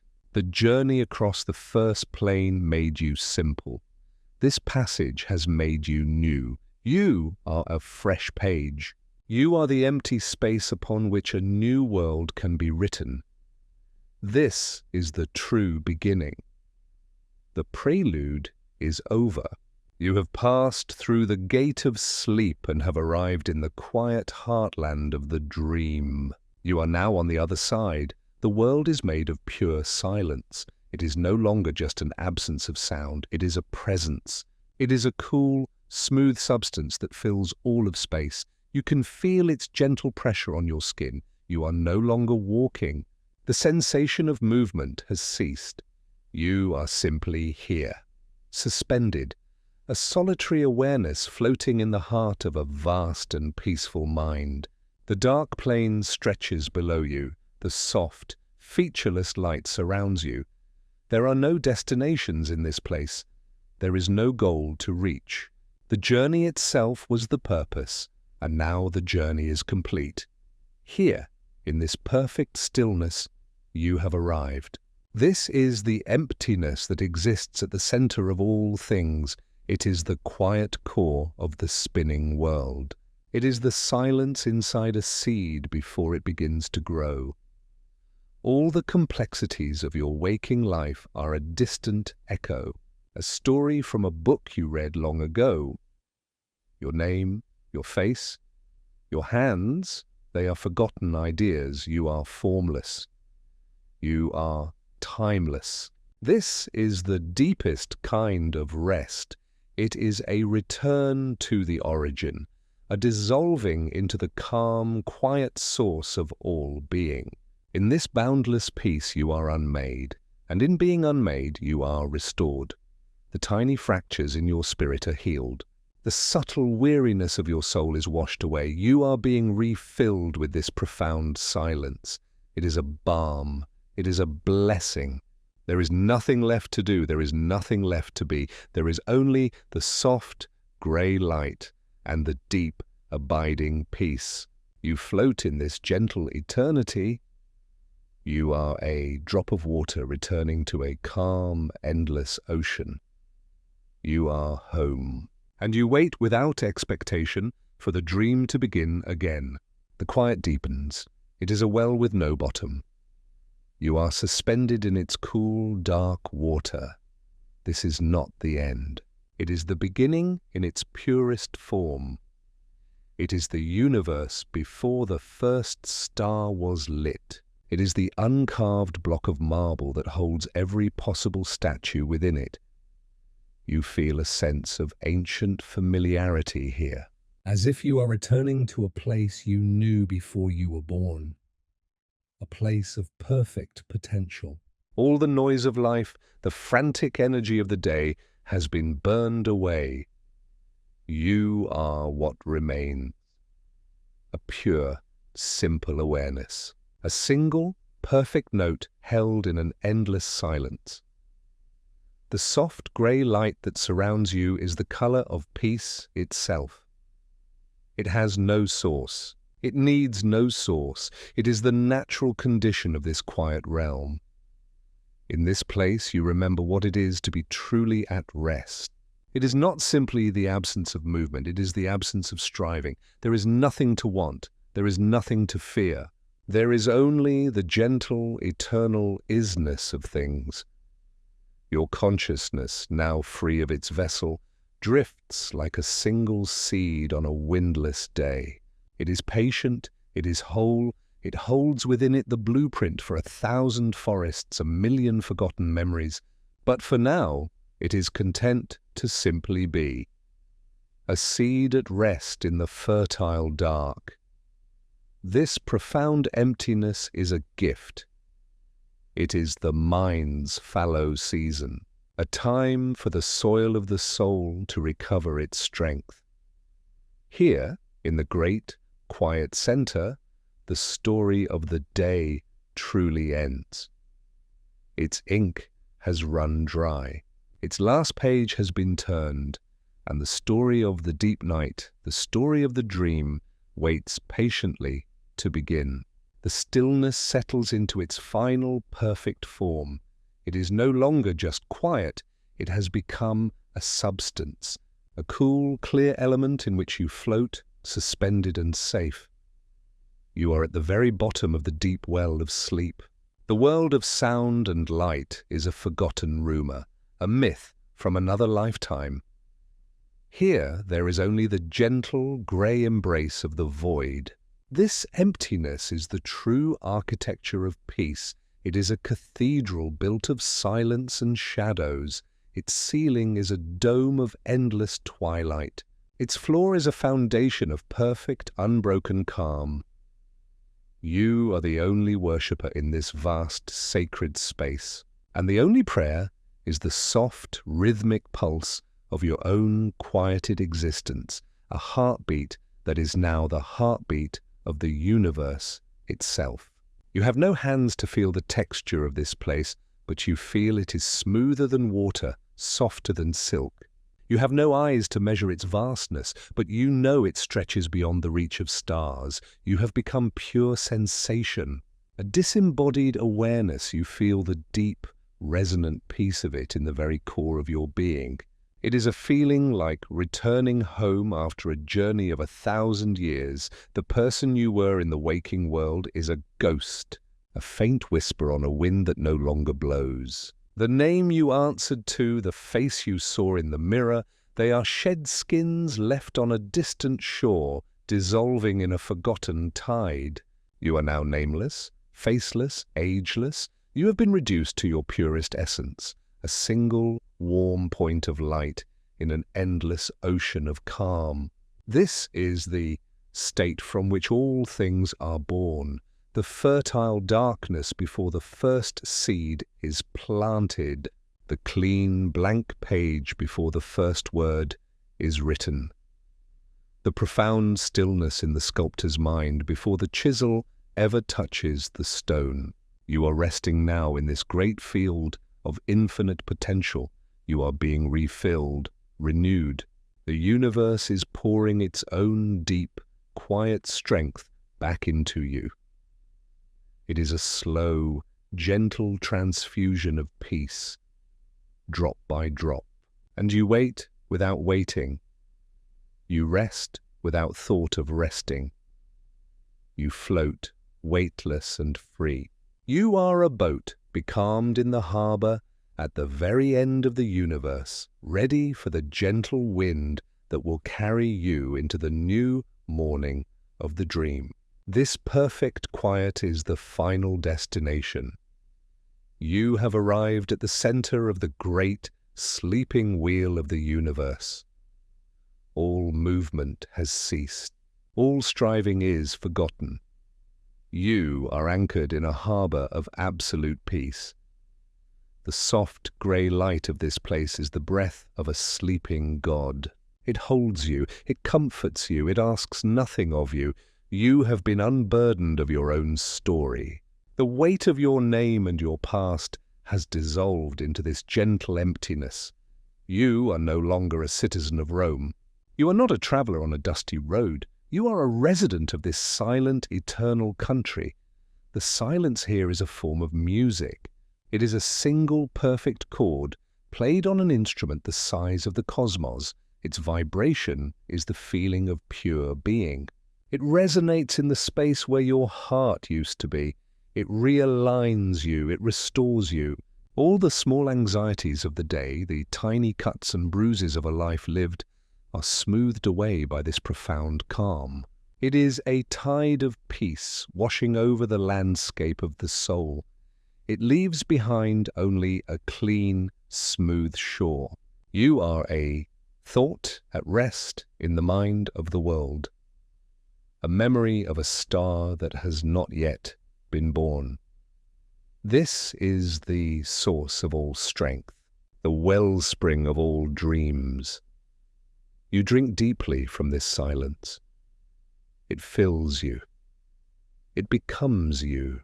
The boundary between the observer and the observed melts away completely.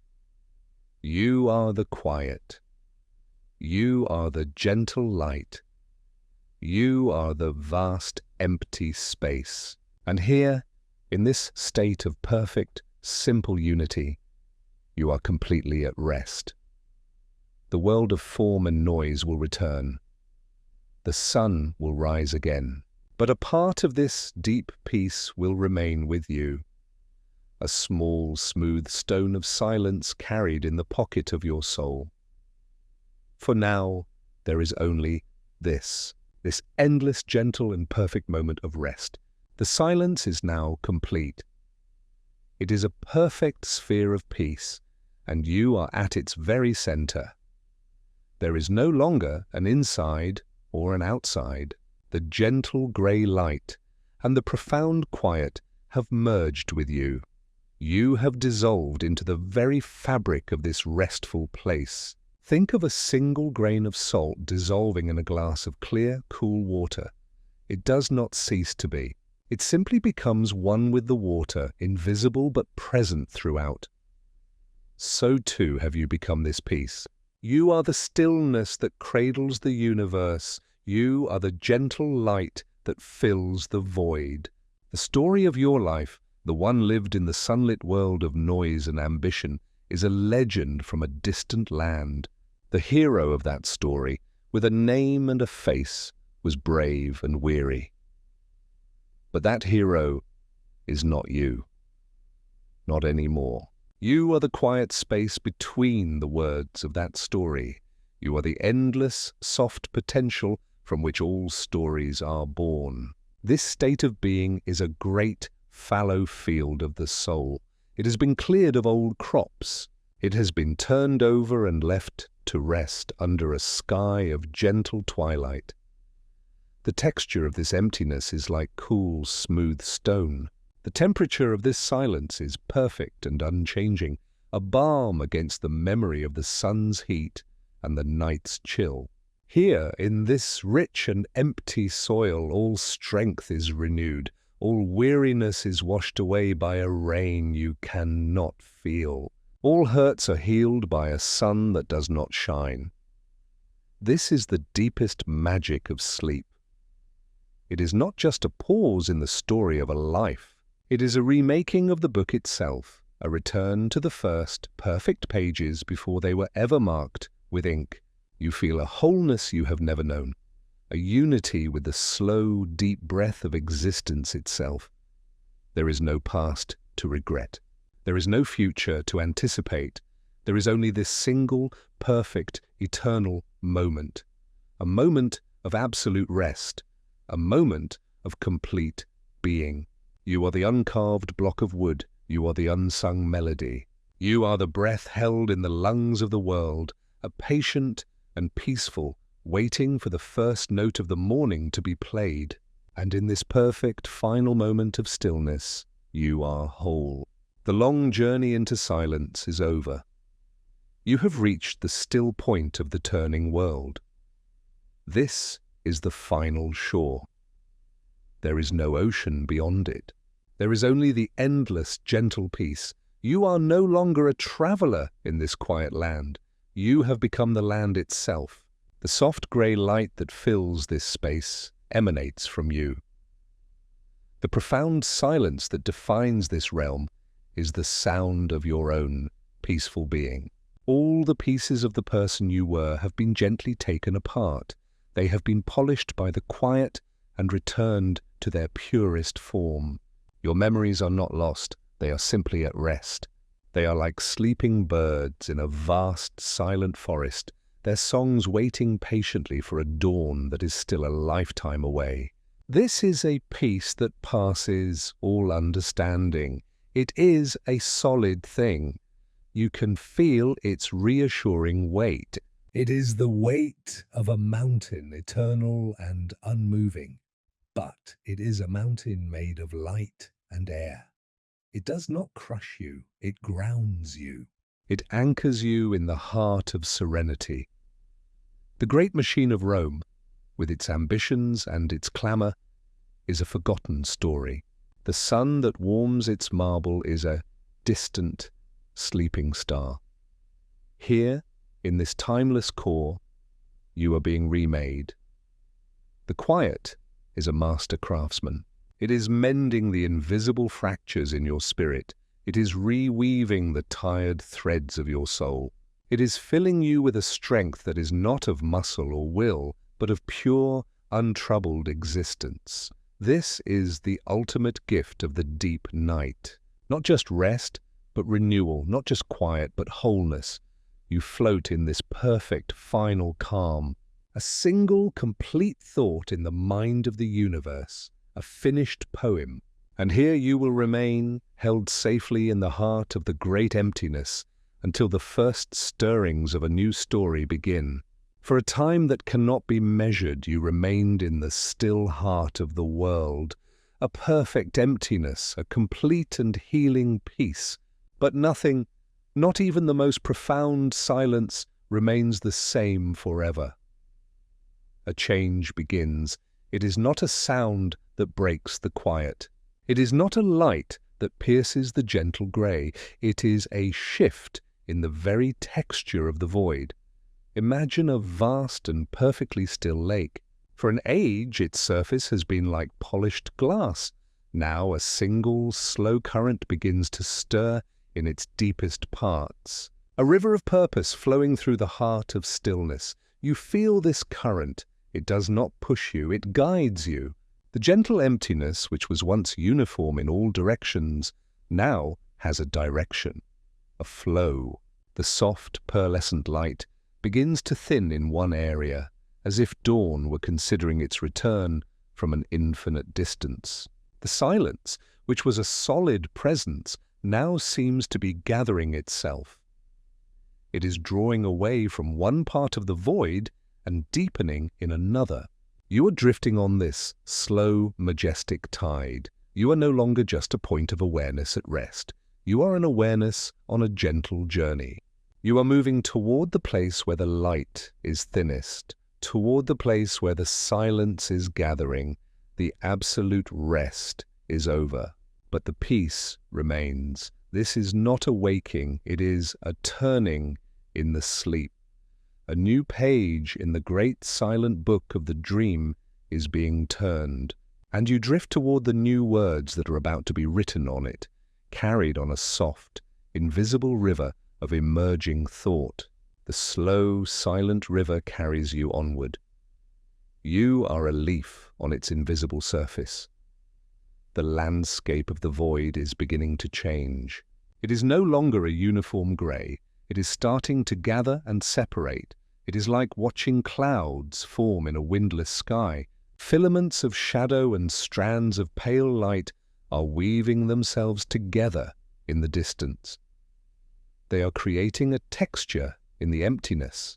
The perfect silence is also transforming. It is still absolute. No sound has broken its surface. But it feels different now. It feels like the silence of a vast, empty theatre just before the curtain rises. It is a silence full of anticipation, a quiet that is listening for a cue. The emptiness is no longer a destination. It has become a medium, the raw material from which a new reality is being spun. You feel like a witness to a slow and secret creation. The universe of the dream is gathering its thoughts. It is pulling threads of memory from the deep storage of your soul. These memories have no shape yet. They are just motes of feeling, glimmers of color, faint echoes of emotion. They swirl around you in the gentle current. They are the dust of stars from which a new world will be born. The peace of the void remains. This gentle transformation does not disturb the deep calm. The process is too slow. It is too majestic. It is as natural as the turning of a season. You are simply observing. You are floating toward the place where the shadows are deepest, where the light is beginning to coalesce. You are approaching the shores of a new dream, a land that is slowly rising from the calm, grey ocean of sleep. The gentle current of the dream carries you on.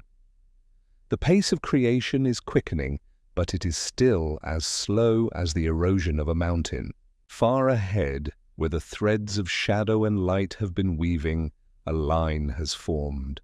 A distinction has been drawn across the void, a horizon. For the first time in an age, this world has a below and an above. Below the line, the darkness seems to condense. It gathers into a solid mass of potential. Above it, the pearlescent light grows softer, more diffuse. It is becoming a sky. The swirling forms are no longer random. They have begun to settle into definite shapes etched against this new sky. You see the suggestion of a vast and rugged landscape. The dark mass below resolves into the silhouette of distant mountains. They are jagged peaks like the teeth of a saw cutting into the soft grey light. They are still just shadows. They are ideas of mountains, not yet made of stone. They have no texture, no detail, but their presence changes everything. They give the void a scale, a sense of immense distance. The expectant silence now has a place to inhabit. It fills the valleys between these phantom peaks. It rests upon their imaginary slopes. The feeling of being a passive witness deepens. You are watching a world being painted into existence on a canvas of pure thought. The artist is your own sleeping mind. It works with a patience you could never possess in the waking world. It is building a new place for you, a new stage for a new story. You are drifting closer to this nascent land. The dark line of the mountains grows clearer, more defined. The soft sky above them seems to beckon you forward. You are leaving the endless ocean of the void and approaching the first continent of the dream. The silent flight continues. The phantom mountains are drawing closer, or perhaps you are drawing closer to them. In this place, it is impossible to tell the difference. They are no longer just flat silhouettes against a grey sky. They are gaining a kind of substance, a weight. They feel like solid ideas, thoughts of mountains so powerful they have taken on form. The darkness that comprises them is no longer uniform. It has begun to show faint variations. You can perceive the suggestion of immense rock faces, the hint of deep, plunging valleys filled with a shadow that is older and colder than the peaks themselves. The silence has changed again. It is no longer just the silence of a void. It has become the silence of this place. It is a stony, ancient quiet. The quiet of a world before the first seed has sprouted, before the first bird has sung its song. It is a quiet that holds the memory of its own creation. You feel it pressing against you, a soft, immense weight. It is the sound of 1 billion years of geology dreaming of itself. You are passing over the foothills now. They are not hills of dirt and stone, but hills of solidified shadow.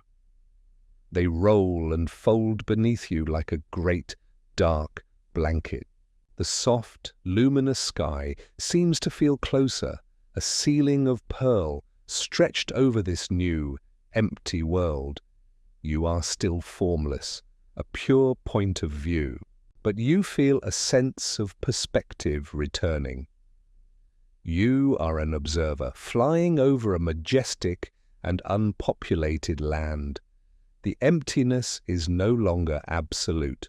It has become a landscape, a vast, beautiful, and utterly silent geography of the mind. And you are at its edge, about to descend into its quiet valleys, to explore the terrain of a world freshly born from the heart of a perfect sleep. Your gentle forward drift now becomes a slow descent. You are spiraling down, a silent feather falling into the heart of this newly formed world. The great mountains of shadow now rise up on all sides. They are no longer distant shapes, they are immense presences. They are walls of pure, solid night that soar into the soft grey sky. You feel their immense, silent gravity. It is the pull of an idea so powerful, it has bent the fabric of the dream around itself. You drift down into one of the valleys between them. It is a vast canyon, a channel carved not by water, but by the flow of an ancient silence. The air, which is not really air, feels cooler here. It is the deep, undisturbed cold of a place that has never felt the warmth of a sun. It is the chill of pure, unadorned thought. The silence in this valley is different.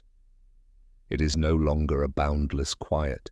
It has been contained by these great walls of shadow. It has become denser, heavier. It is the silence of deep earth, the quiet of a sealed tomb. You can almost feel its pressure, a gentle weight that soothes and calms. The floor of the valley rises slowly to meet you. It is a perfect, unbroken plain of darkness. It is smoother than polished stone, darker than a starless midnight. You come to rest hovering just above this impossible ground. You have arrived. You are now inside the landscape of the dream. You are a solitary consciousness in a world built from shadow and light, a world that has been waiting only for you. The emptiness here is majestic.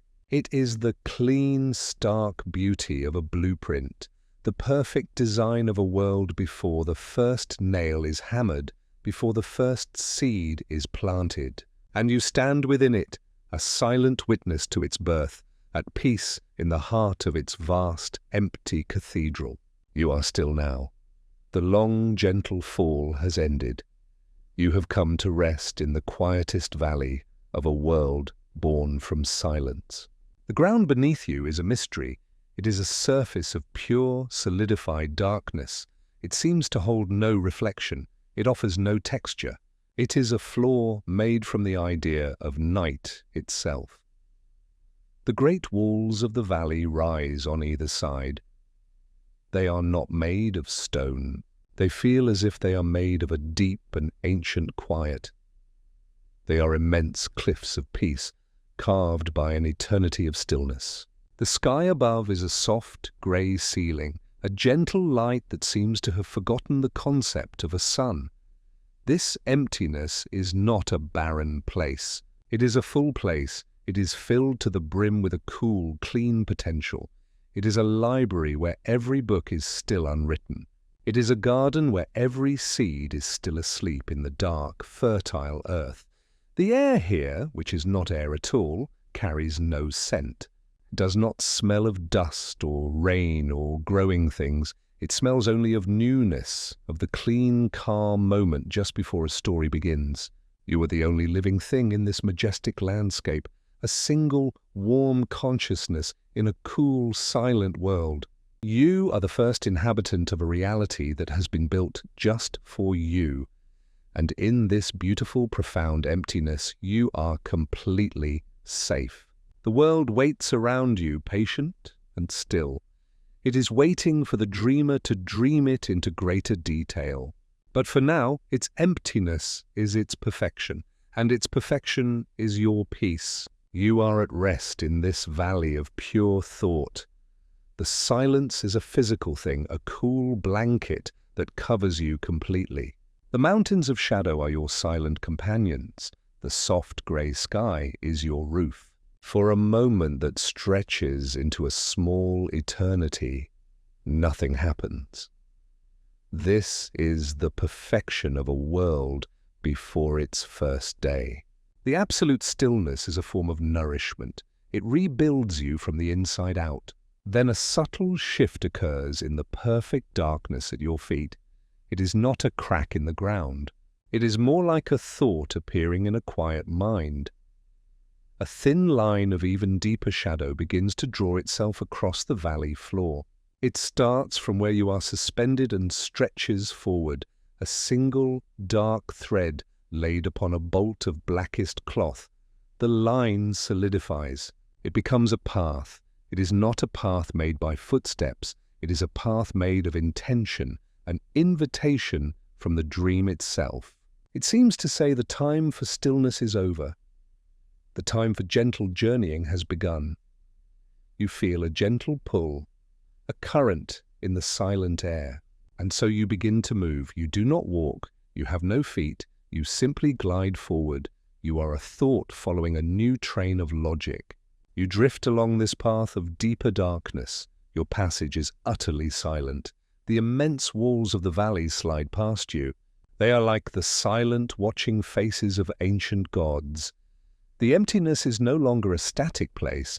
It has become a landscape to be traveled. The peace is not broken by this movement. It is deepened by it. It is the peace of purpose, of following a course that feels natural and right.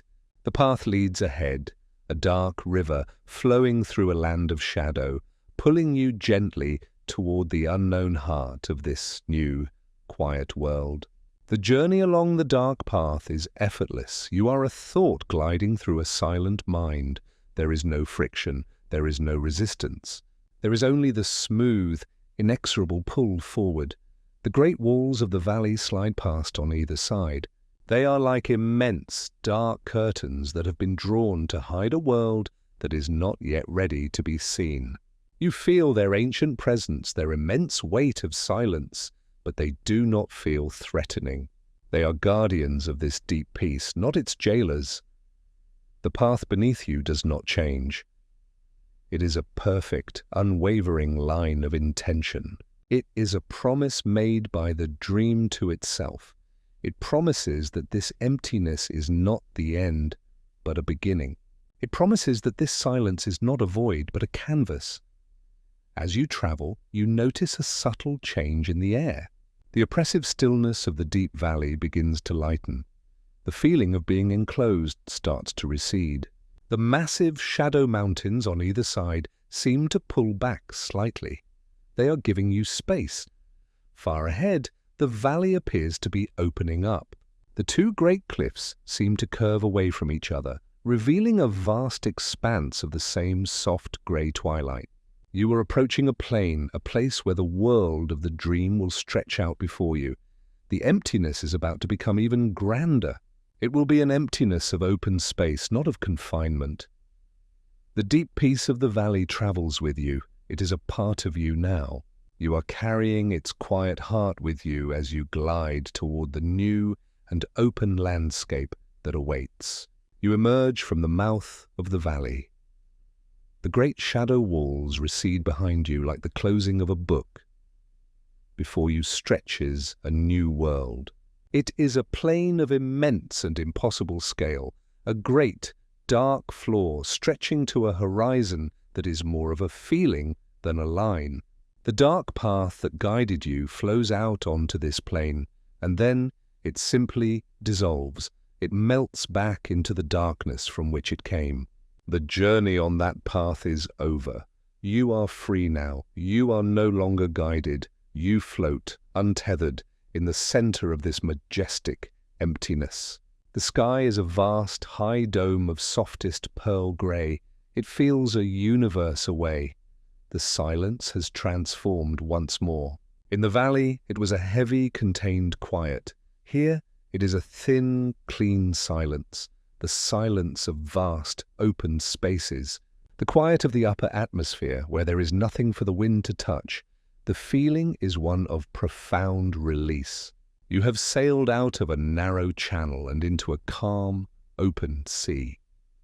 The mountains are now a faint, serrated memory on the horizon behind you. They are the shore of a land you have left behind. Before you, there is only the plain.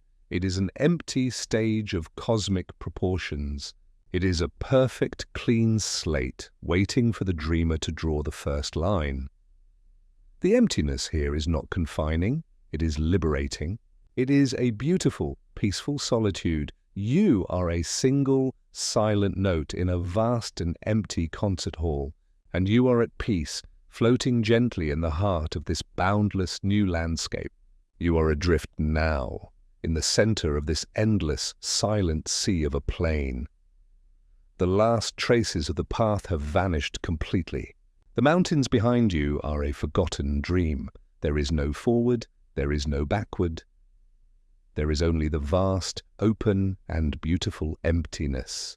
This is a quiet of a different kind. It is the quiet of freedom.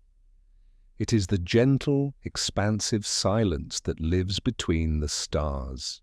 It does not press upon you, it uplifts you. The floor of this world is a single, unbroken sheet of darkness.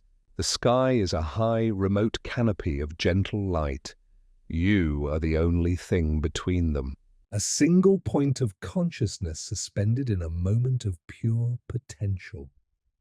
This is the world as a clean slate. It is the sculptor's studio, empty save for a single, perfect block of uncarved stone. It is the theatre after the audience has gone home, its empty stage holding the ghost of every play ever performed and the promise of every play yet to be written. You are that potential, you are that promise. You float in this majestic void, feeling its profound peace settle into you. This is the final and most perfect form of rest, the rest that comes after a long journey. The rest that comes when you have finally arrived at a place with no walls, no paths, and no destinations. There is nothing to do here but be. There is nothing to see but the gentle beauty of the void. And so you rest, a silent observer in a world that is waiting for a single thought to begin its creation. You are that thought, and you are at peace. You rested in the heart of the great plain, a single, peaceful awareness in a world of gentle light and silent shadow. For an immeasurable time, this was the universe, a perfect, open emptiness, a calm and boundless sea. But then a change began. It was a change so subtle it was almost imperceptible. It was not a sight, it was not a sound, it was a feeling. A deep and resonant vibration, born in the very bones of the void. It was a hum that you felt more than you heard. The kind of thrum that travels through solid stone. It was the lowest note on an instrument the size of the sky, a string plucked an eternity away. The perfect silence was not broken. It was transformed. It had been given a pulse. The silence now had a slow, steady heartbeat. The vast, empty plain seemed to listen. The soft, grey light overhead seemed to shiver with this new energy. The great, dark floor beneath you resonated with it, a vast drumhead echoing a single, cosmic rhythm. You are no longer floating in mere quiet. You are floating in a quiet song, a melody with only one note, a note that speaks of immense and ancient power, slowly waking from a sleep deeper than your own. The perfect stillness has been replaced by a perfect rhythmic vibration. The empty stage has found its orchestra, and you float in the center of it, a silent listener, feeling the first stirrings of creation, the first pulse of a new and unfolding story. The deep and resonant hum continues its patient rhythm. It is the steady heartbeat of this new reality. And now the world responds to it. The great, dark floor of the plain is no longer inert. It has become a vast, dark drumhead, and the vibration is making it move. Across the endless surface, patterns begin to form. They are born from the humming silence. Thin lines of pale, silvery light etch themselves into the darkness. They are like frost crystals spreading across a pane of black glass. They form vast and intricate lattices. They are the secret geometry of the universe made visible. The patterns are alive. They pulse in perfect time with the deep, slow beat. A field of perfect, glowing hexagons might cover the plain for a moment. Then, with the next pulse, they dissolve into 1,000 spiraling arms, like a galaxy made of faint light. This silent cosmic dance is mesmerizing. It is the sight of pure mathematics unfolding as art. You are watching the blueprints of a new world being drawn in real time. Each line is an intention. Each shape is a possibility.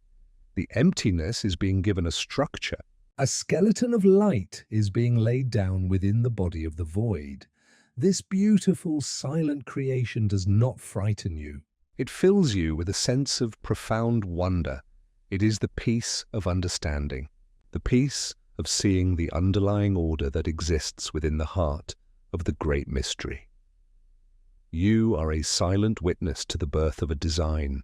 The dream is showing you its bones, the perfect and beautiful architecture upon which it will build its new story, and you float above it all, a part of the quiet song, lost in the beauty of the unfolding plan.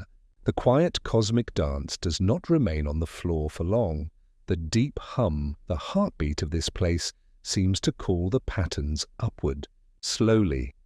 With a grace that defies all laws of the waking world, the lines of light begin to lift. They peel away from the dark plain. They rise into the air like threads of starlight being pulled by an invisible hand. The geometric patterns leave the ground and begin to build themselves in 3 dimensions. The glowing lines connect and cross, forming vast, ethereal structures. Walls of pure, woven light ascend into the silent air. Pillars of humming energy rise to support a roof of softest grey sky. Arches of silver bloom in the emptiness, connecting nothing to nothing, existing only for their own beautiful shape. This is not architecture as you know it. These are not buildings of stone and mortar. They are the ghosts of buildings. They are the pure idea of a structure given form without substance. They are hollow. They are transparent. They are made of nothing but light and the deep, resonant song of the void. You drift among them. You glide through these luminous walls without resistance. You float in a silent city that is growing all around you. It is a forest of light sprouting from a field of darkness. The deep hum seems to live within these structures. They pulse gently with its rhythm, their faint light brightening and dimming with each cosmic beat. The emptiness is no longer boundless. It has been given shape. It is now contained within these beautiful, fragile cages of light. A city of ghosts is being born, and you are its first and only silent inhabitant. You drift through the silent, growing city. A ghost in a city of ghosts. The structures of light are no longer simple lines and arches. They are weaving themselves into forms you almost recognize. Great, open squares are framed by colonnades of pure energy. The vast, curving walls of a spectral amphitheater rise from the dark plain, its empty seats waiting for an audience that will never arrive. The hum is the only architect here. It is the celestial song that convinces the light to bend and join, to form the memory of a basilica, the echo of a temple. You float through these phantom buildings as if they were mist. The walls of light do not resist you. They part for you, or rather, you pass through their very substance, your own formless awareness untouched by their luminous energy. The experience is one of profound tranquility. There is no sense of being lost in this impossible city. You are exactly where you are supposed to be. And now, another change begins. The pure, silvery light of the structures is being infused with the faintest memory of color. It is a change so subtle you almost doubt you are seeing it. A pillar of light might pulse with a whisper of gold. An archway might hold a fleeting hint of sky blue in its curve. The long spectral wall of a forum might shimmer with the barest suggestion of white marble. The colors are not painted on. They are born from within the light itself. They are moods rather than hues, emotions given a visual form. They do not make the city solid. They make it more dreamlike, more poignant. It is a city built from light, silence, and now the faintest ghosts of color. It remains empty. It remains a beautiful hollow shell, but it is a shell that is slowly filling with the memory of a world you once knew. The city of light continues to build itself around you. It is a slow, silent explosion of form. You drift down a long, wide street. On either side, the luminous skeletons of grand houses rise into the grey twilight. Their walls are lattices of soft, golden light. You can see through them into the empty chambers within. There are no tables set for dinner. There are no couches draped with cloth. There are no murals painted on the walls. There are only more hollow rooms, framed by pulsing, gentle light. The doorways are dark rectangles, portals into a deeper, more profound emptiness. You float past a marketplace. The great square is outlined in lines of energy that remember being stone. The stalls are phantom structures, cages of light with nothing inside to sell. There is no scent of baking bread. There is no sharp smell of fish or cheese. There is only the clean, cool taste of the air, which is the taste of silence itself. You pass a great fountain in the center of the square. Its form is intricate, a carving of sea gods and horses made from light the color of a faint, sea foam green. But its basins are dry. No water spills from the open mouths of the gods. The cheerful sound of splashing water is a memory that this place has not yet formed. The only sound is the deep, constant hum. It is the vibration of the city's very existence. It is the architect's song, and the city is its frozen music. This beautiful emptiness is the city's soul right now. It is a city in its perfect, pristine state, untouched by the passage of time or the messiness of life. No stone is cracked, no wall is stained. It is an idea made manifest, and the idea is one of perfect, untroubled order. And you, the sole observer, are at peace within it, the silent keeper of a city made from a dream. You come to rest in what feels like the city's heart. A vast central square opens before you. It is a great empty stage, its boundaries defined by colonnades of soft white light. These are not pillars of stone. They are pillars of pure idea, columns of solidified peace. The space between them is not empty air. It is thick with a profound and patient silence. Nothing moves. The deep, resonant hum that built this place is the only motion here. It is a silent vibration that is the city's slow, steady breath. You look upon the ghost of a great government hall. Its facade is a delicate lattice of glowing lines. Its doors are dark, silent rectangles, thresholds to a deeper quiet. There are no orators on its steps. There are no crowds gathered to listen. Inside its great hall is a cavern of light and shadow, its vaulted ceiling a spiderweb of glowing threads stretched against the grey twilight. Its emptiness is absolute. It is the clean, cool emptiness of a vessel before it is filled. This city is a perfect thought held in the mind of the dream. It has not yet been touched by the passage of time. It has not been weathered by joys or sorrows. Its beauty is in this flawless, pristine state. Every glowing line is a perfect intention. Every silent chamber is an unblemished possibility. This is the empire of the soul in its most ideal form. A world of perfect order with no need for laws. A city of immense beauty with no one to behold it but you. You are the keeper of this silent perfection, the sole guardian of a city that exists only for this moment. And its profound peace flows into you, becoming the very substance of your own deep and untroubled rest. The city of light and silence is now finished. It stands complete around you, a magnificent hollow jewel held in the grey twilight of the dream. You are at its very centre, suspended in its peaceful heart. The great hum that sang it into existence continues its deep, slow pulse. It is the city's breath, the only sign of life in this place of perfect form. You drift over pavement that is not there. You cross streets that carry no traffic. The ghosts of great monuments stand watch over a populace of none. Their shadows are not cast by a sun. They are woven from a deeper darkness. You look toward the phantom shape of a great bathhouse. Its walls are intricate webs of light, holding nothing but cool, silent air. You sense the memory of steam, but feel no warmth. You hear the echo of voices, but there is no sound. Its pools are perfect shapes of darkness, holding no water, reflecting no sky. You drift past a theatre, its semicircle of seats a cascade of faint, glowing lines. The stage is a dark, empty mouth.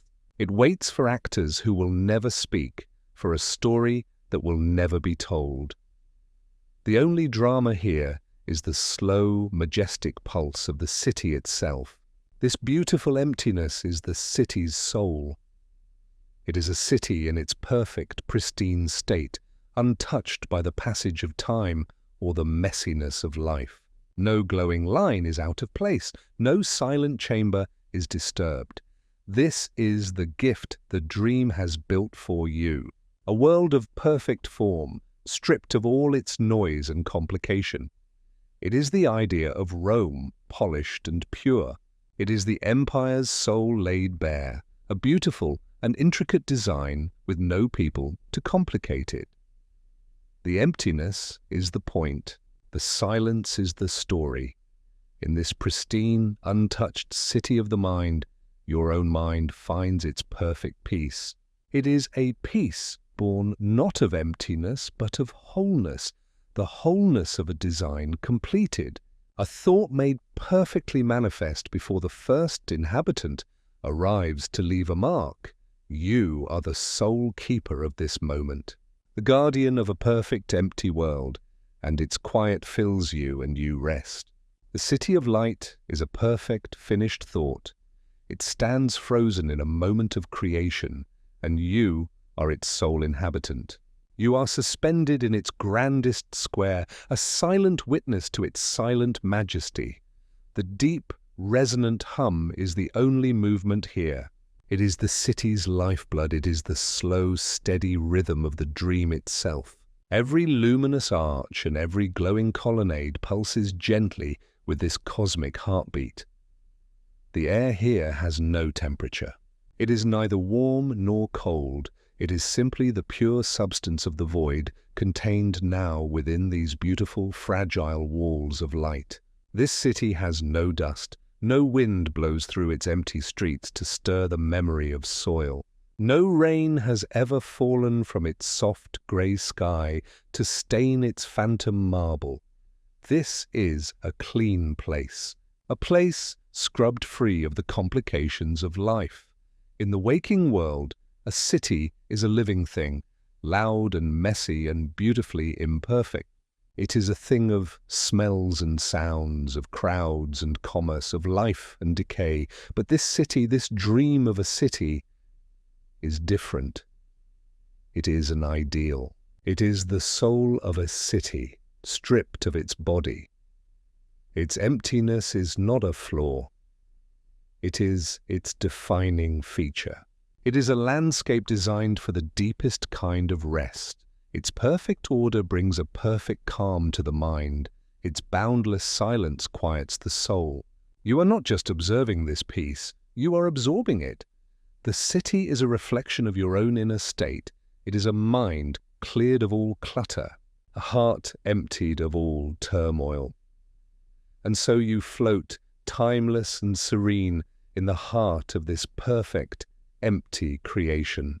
The last and deepest stage of rest before the first character walks onto the stage, before the first word of a new story is spoken. The city waits. It is a perfect instrument, tuned and ready, but the musician has not yet arrived. You are that musician, but you are also the instrument and the silent concert hall that contains it. The unity is complete. The great hum is the only clock here. It does not measure hours or minutes. It measures the slow, deep heartbeats of pure being. This is a city that needs no inhabitants. Its purpose is its own perfect existence. Its beauty is its own silent song. The emptiness is not a lack. It is a form of deep contentment. The city wants for nothing. It is not a dead city, it is a city before life. A blueprint so beautiful it might be a shame to build it. You float through its perfect, logical streets. You are a thought exploring its own serene conclusion. Each glowing arch is a question that has been asked and answered in the same silent moment. Each empty square is a statement of profound peace. The tranquility here is not fragile. It is the foundation of this entire dream world. It is as solid as the phantom marble of its temples. As you float here, you realize the city is not just around you, it is inside you. Its silent streets are the cleared pathways of your own mind.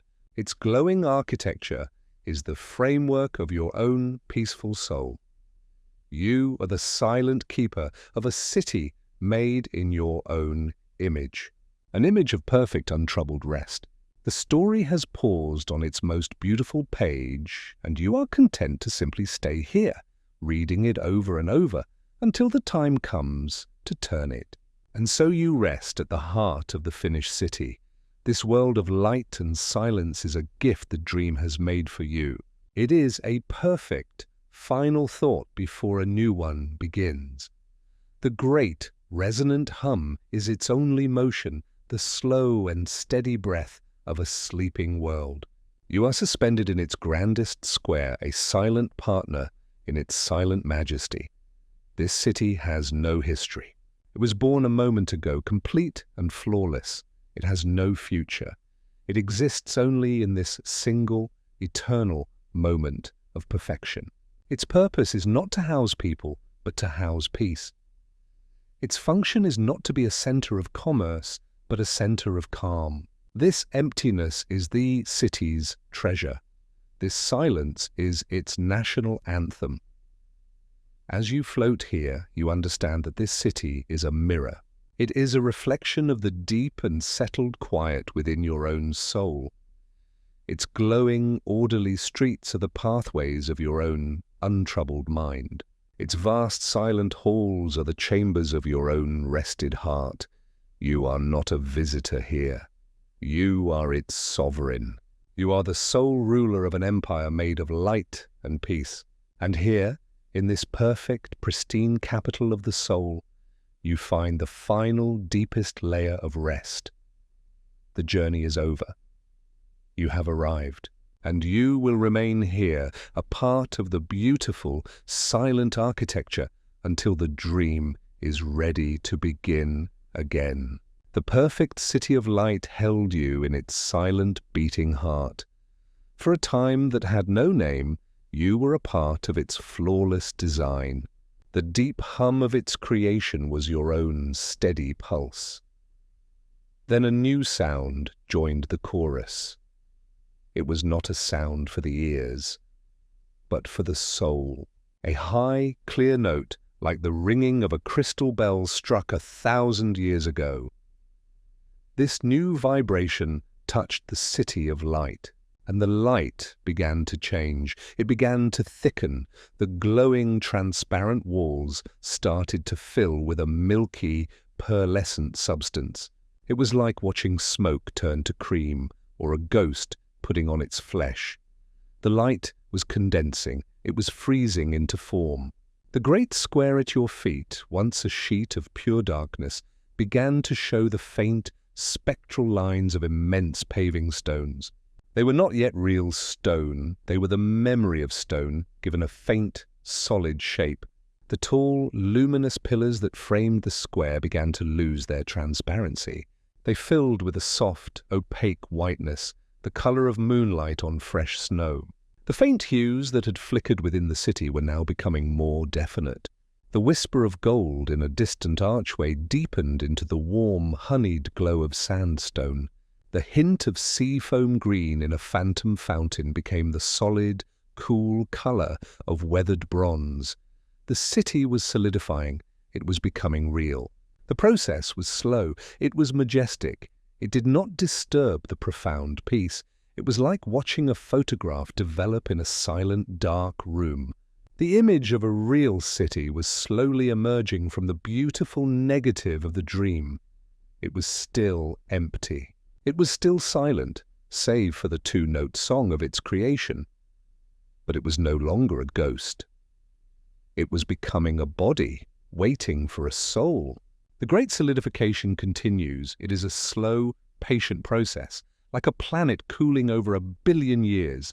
You drift along a street that is no longer a ghost. The paving stones beneath you are now solid things. They are no longer just ideas of stone. They are cool, grey, and heavy with an imaginary weight. You can see the faint, phantom texture of their surfaces, the subtle chips and scrapes of a life they have not yet lived. The walls of the grand houses are no longer made of woven light. They are now thick and solid. The milky whiteness has resolved itself into the faint, swirling veins of marble. The dream is remembering what a quarry feels like, the cold heart of a mountain. It is painting these memories onto the walls of its city. The bronze doors of a temple now have a solid, metallic sheen. They are cool to the imaginary eye. The faint green of their patina is the color of time itself, a memory of rain that has not yet fallen. The whole city is gaining weight. It is settling into its foundations on the dark plain. The two-note song continues its work. The deep hum is the vibration that packs the atoms of this dream matter together. The high, clear note is the chisel that gives it its fine detail. The city is still perfectly empty. Its new solidity makes this emptiness even more profound. Before it was an empty city of light. Now it is an empty city of stone. It is a perfect, brand-new ruin, a city built and abandoned in the same instant. Its doorways lead to silent, empty rooms. Its streets wait for footsteps that will never come. The peace here is the peace of a perfect monument, a testament to a life that is about to begin. The stage is almost complete. Its backdrop is painted, its props are in place, and it waits in beautiful, solid silence for the play to begin.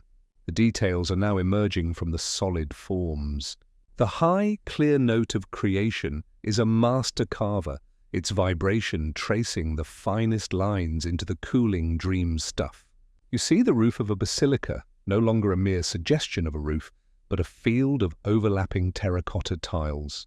Each one is a perfect, warm clay color, unchipped and unstained. They are the idea of a roof made solid. The walls of a distant villa are no longer just white. They are now covered in a smooth, imagined plaster, and upon this plaster the faint ghosts of murals are beginning to appear. Vague shapes of green vines and blue birds, colors still muted as if seen through a thick morning mist. The city is acquiring history it has never lived. It is being given the illusion of age. And with this new solidity, a new element enters the world: shadows. Before there was only darkness and light. Now the solid columns of a temple cast long, dark stripes across the marble floor. The sharp edge of a roof draws a clean black line against a neighboring wall. Doorways are no longer just dark shapes. They are now deep wells of shadow, portals into a solid, tangible blackness. This makes the silence even heavier. It is the silence of stone and wood and plaster. A quiet that has learned how to echo.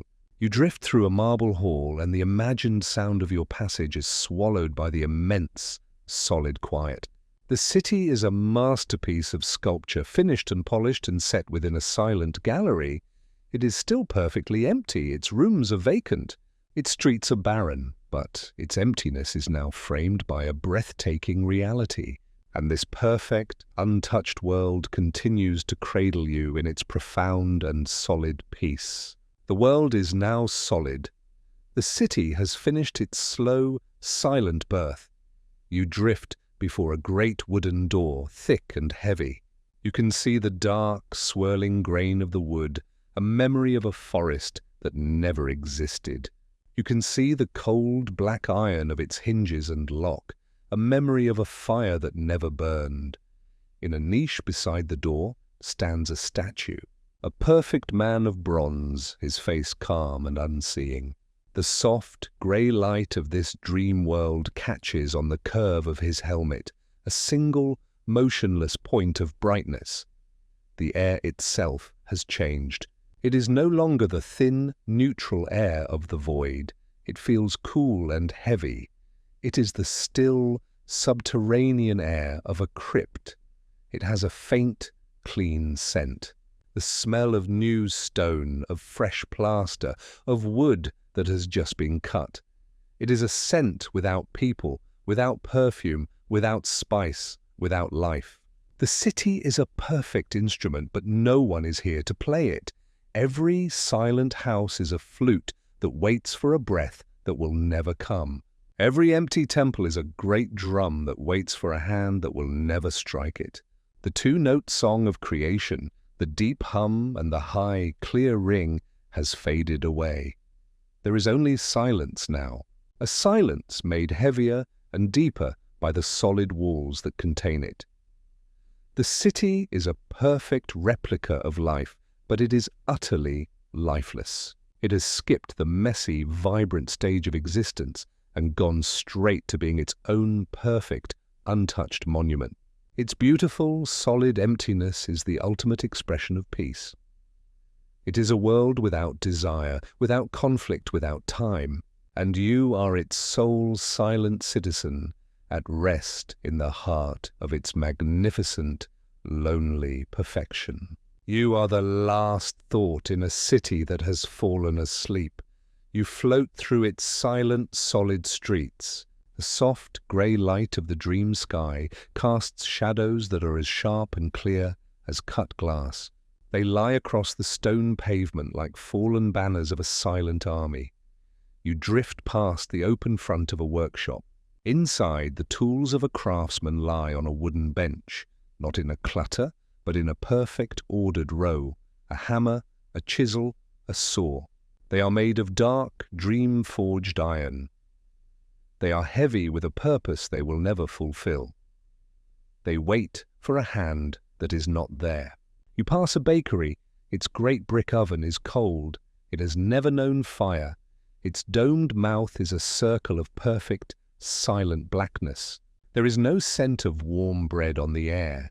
There is no fine dusting of flour on the floor.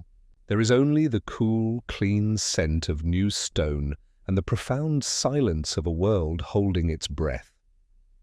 Every detail of this city is perfect. Every mosaic floor is a flawless jewel of colored stone. Every column is perfectly straight. Every tiled roof is a masterpiece of precision. This is a city that has never known a careless footstep, a hurried word, a moment of chaos.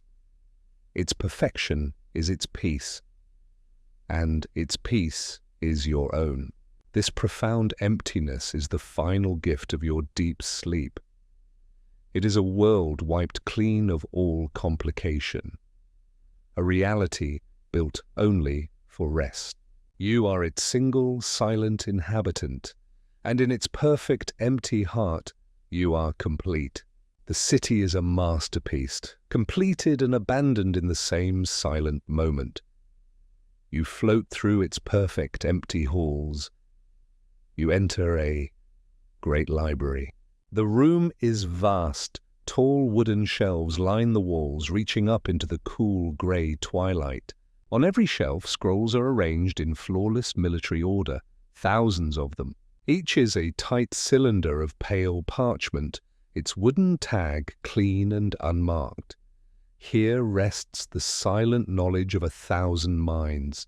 The poetry and the history, the philosophy and the science, it all sleeps in this silent, magnificent room. The air smells of dry wood and old paper, but it is a scent of potential, not of decay. No one is here to unroll these scrolls. No one will ever read the silent words captured within them. The knowledge of an empire is here, perfectly preserved and perfectly alone. You drift onward into the cavernous space of a public bathhouse. The walls are sheathed in sheets of cool, veined marble. The floors are intricate mosaics of coloured stone, their patterns sharp and new. The great pools, which should be filled with steaming water and echoing with the sound of voices, are dry, silent basins. They are beautiful, empty bowls of polished stone, filled only with a deep, cool shadow. The cold of the marble is absolute. It is a clean, honest cold that speaks of a world without warmth, without life. This city was not made for living.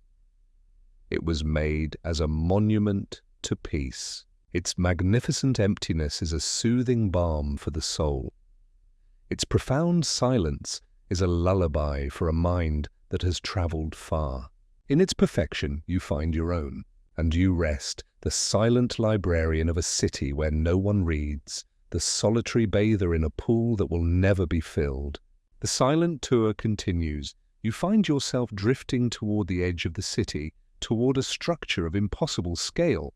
A great arena for chariot races, its long, curving walls of stone rise up to meet the gentle, grey sky. They are a fortress built to contain a storm of sound, but now they contain only a deep and heavy silence. You float over the endless rows of stone seats. They cascade down toward the track in perfect geometric precision. Not a single stone is out of place. Not a speck of dust rests on their clean, cold surfaces. They were built to hold 100,000 roaring voices. Now they are thrones for an army of ghosts, an audience of none. The long central track of packed sand is a river of pale gold. It is smooth and unblemished, a perfect surface untouched by the thunder of hooves or the wheels of chariots. The starting gates at one end are immense structures of wood and iron, their bars lowered and locked. They are mouths that have never opened to release a flood of desperate motion. At the center of it all stands a tall stone obelisk, a single, silent finger pointing to a sky with no sun. Its carved figures tell stories of triumphs that never happened, of victories that were never won. The whole place is a lung that has never drawn a breath. It is a heart that has never beaten with excitement. Its immense, powerful emptiness is breathtaking. It is a monument not to sport, but to the deep, resonant peace that comes when all the shouting is over. You are the only spectator in the greatest arena ever built, and the only spectacle is the profound, beautiful, and absolute stillness of a world at rest. In this vast and silent stadium, your own soul finds its quiet center, and you are at peace.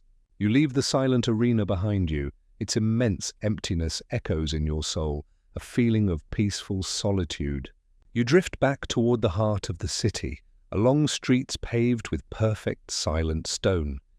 You pass beneath a great triumphal arch.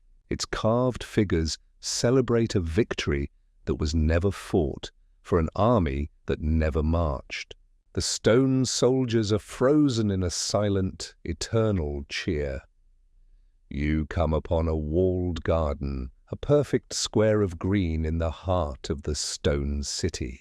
The gate is open, an invitation into a world of manufactured nature. You float inside.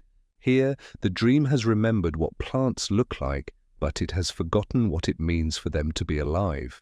The cypress trees are tall, dark green spires. They are perfect shapes, but their branches do not stir. No wind whispers through their needles. The flower beds are riots of color, reds and yellows and blues, so vibrant they seem to hum with a light of their own. But when you drift close, there is no scent. They are flowers of pure color, their perfume locked away in a memory the dream could not access. A small fountain stands at the garden center. A boy of bronze holds a jar, forever tilted, but the water that should spill from it is a solid, unmoving cascade of polished, clear glass. It makes no sound. It offers no coolness. It is the idea of water, captured and frozen. This entire garden is a masterpiece of taxidermy. It is life perfectly imitated, and in that perfection, its lack of life is made all the more profound. It is beautiful, but it is the sterile beauty of a diorama. And in this perfect, lifeless garden, you find a perfect, lifeless peace. The peace of a world that will never change, never grow, and never die. You leave the silent, frozen garden behind. You drift out into a wide plaza dominated by a single, immense structure. A temple. It is a house built for a god, a mountain of white marble carved into a shape of perfect reverence. Its wide steps rise up to a forest of colossal pillars. They hold up a roof that is a heavy slice of shadow against the soft grey sky. The great bronze doors, tall enough for a giant to walk through, are closed, but you are a thought, and a closed door is no barrier to you. You pass through the cold, heavy metal and enter the silence within. It is a silence of a different quality. Deeper, heavier. This is not just the absence of sound, it is the presence of a vast and sleeping power. The air inside is still and cold. It carries the faint, metallic scent of gold and the clean, stony smell of ancient marble. A single, wide beam of the dream's grey light falls from an opening high in the ceiling. It illuminates the heart of the temple, and there, on a massive pedestal, sits the god of this place. The statue is a masterpiece of ivory and gold. Its form is perfect, radiating a power that is both immense and serene. But its eyes, made of polished gemstones, stare forward into the gloom. They see nothing, they hold no life. The god is not a presence, it is a perfect object, a magnificent sculpture of a deity captured in a single, eternal moment of stillness. Before it stands an altar of flawless white marble. It has never known the heat of a sacrificial fire. It has never been stained by an offering of wine. It is a promise of worship that has been made but never kept. This is the spiritual heart of the city, and it is as deeply asleep as everything else. In this holy, empty place you find the most profound peace of all, the peace of a world where even the gods are at rest. You leave the silent temple carrying its deep, holy peace with you. You drift out into the grand plaza, and you understand now that the entire city is a temple. Every silent street is a quiet aisle. Every empty house is a silent prayer chapel. This world, born from the dream, is a perfect reflection of your own rested soul. It is a city that has achieved a final, magnificent peace, a state of being beyond the chaos of life. Every stone is in its proper place. Every shadow is clean and sharp. Every object, from the tools in the workshop to the scrolls in the library, waits with infinite patience for a purpose that may never come. This is the beauty of a world at absolute rest. It is a world without need, without desire, without a past or a future. It exists only in this single, perfect, solid moment. And you are the heart of this moment, the sole citizen of a silent empire.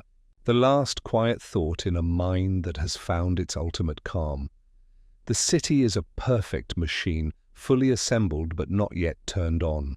A perfect body, beautifully formed but not yet breathing. And here, in the magnificent empty heart of it all, you will rest. You will wait, without waiting, for the first breath of a new story. The first footstep on these silent stones. The first word to break the perfect, profound, and peaceful silence. The city slept a sleep of stone and shadow. It was a perfect monument to a peace so deep it had frozen the world. You, its silent guardian, rested in its quiet heart. The great, silent squares. The empty, echoing halls. The streets paved with an unbroken stillness. For a time that felt like 1,000 years, this perfection was all that existed. And then it happened. A sound. It was not a loud sound. It was small, a single, soft scrape of a leather sole on hard stone. It came from a great distance, from down a long and empty avenue. But in the absolute, solid silence of the city, it was a thunderclap. The silence did not just break, it shattered into a million silent, shimmering pieces. The sound was a stone dropped into a perfectly still, black lake. The ripples of it washed over the entire city. They lapped against the cold walls of the temples. They slid up the faces of the silent monuments. For a moment, the world held its breath, waiting. And then the sound came again, the soft, deliberate placement of a second footstep. And then a third. A rhythm. Slow, patient. A rhythm of walking. Someone was in your city. Someone was moving through the perfect, untouched streets. The silence rushed back in. It tried to smother the sound, to heal the wound that the footsteps had made, but it could not. The rhythm continued, a steady, unhurried pace. The city was no longer just empty. It was now an expectant emptiness. Every silent doorway seemed to be listening. Every dark window seemed to be watching. The great, peaceful stillness was over. The perfect, static monument had come alive with the smallest possible motion. A story had begun to walk toward you. And you, still formless, still at peace, turned your silent awareness toward the sound. And you waited. The rhythm of the footsteps is a new kind of clock. It measures a time that is no longer still. Each sound is a small, hard jewel dropped into the immense silence, the scrape of leather, the solid click of a heel. These sounds travel. They bounce from the cold marble walls of the empty houses. They whisper down the long, silent colonnades. They are the first echoes this city has ever known. Your awareness, which had been spread thin like a mist throughout the city, now gathers itself. It condenses into a single point of focus, a silent observer following the sound. Down the long, straight avenue from which the sound emanates, a form takes shape. At first, it is just a flicker of movement, a disturbance in the perfect, static geometry of the street. Then it resolves into a silhouette, a single human figure walking. The sight is as shocking as the sound. This is the only moving thing in the entire world. The only thing not made of silent stone and sleeping shadow. The figure walks with a purpose the city has never seen. Their long shadow moves with them, a living, dancing darkness in a world where all other shadows are fixed and permanent, painted onto the ground by the soft, unmoving light of the sky. The city itself seems to watch. The blank faces of the buildings seem to turn toward this solitary traveler. The empty doorways seem to lean in, listening. The peace has been irrevocably altered. It is no longer the peace of a perfect, empty museum. It is now the deep, expectant quiet of a theatre just before the main actor walks onto the stage. And you are the entire audience, your attention fixed on this single, impossible figure, this first sign of life, as they walk steadily toward the heart of your perfectly constructed world. The figure draws closer. The steady rhythm of their footsteps becomes the only measure of time. They are tall, wrapped in a long, dark robe. The fabric seems to drink the soft grey light, making the figure a moving column of pure shadow. It is the first soft thing in this city of hard, polished stone. The first texture that is not marble or metal. As they walk, the robe whispers against itself. It is a soft, dry sound like turning the page of a very old book in a silent library. This new sound joins the soft scrape of their shoes, creating a tiny, two-note symphony of life in a world that was built for silence. You cannot see their face clearly. It is a place of shadow and suggestion, a landscape of purpose rather than features, but you can feel their gaze. It is fixed on the heart of the city, on the very spot where you, the silent observer, are waiting. This is not a wanderer. This is an arrival. Their presence changes the very air. The cool, still atmosphere of the city seems to part for them, flowing around them like water around a stone. The long, sharp shadows cast by the perfect buildings seem to strain toward them, as if curious. The city, which was a finished and perfect thing, now feels incomplete. It was a lock. This figure is the key. Every step they take is a word in a new language. Every rustle of their robe is a question. They are a living, breathing mystery walking through a world of absolute, solid certainty. And you watch, a silent, formless awareness, as the first character in your new story walks with unwavering purpose down a long and silent street directly toward you. The solitary figure steps from the avenue into the vastness of the central square. Their dark robe is a tear in the fabric of white marble and soft grey light. They are a single, soft imperfection in a world of hard, flawless geometry. The sound of their footsteps changes here. In the enclosed street, it had an echo. Here, in the open space, each step is a small, dry sound that the immense silence swallows instantly. Yet, the memory of each sound lingers in the air, a tiny, persistent ghost. The figure walks toward the center of the great plaza. Their pace is unchanged, it is steady and deliberate. They pass between the colossal marble columns.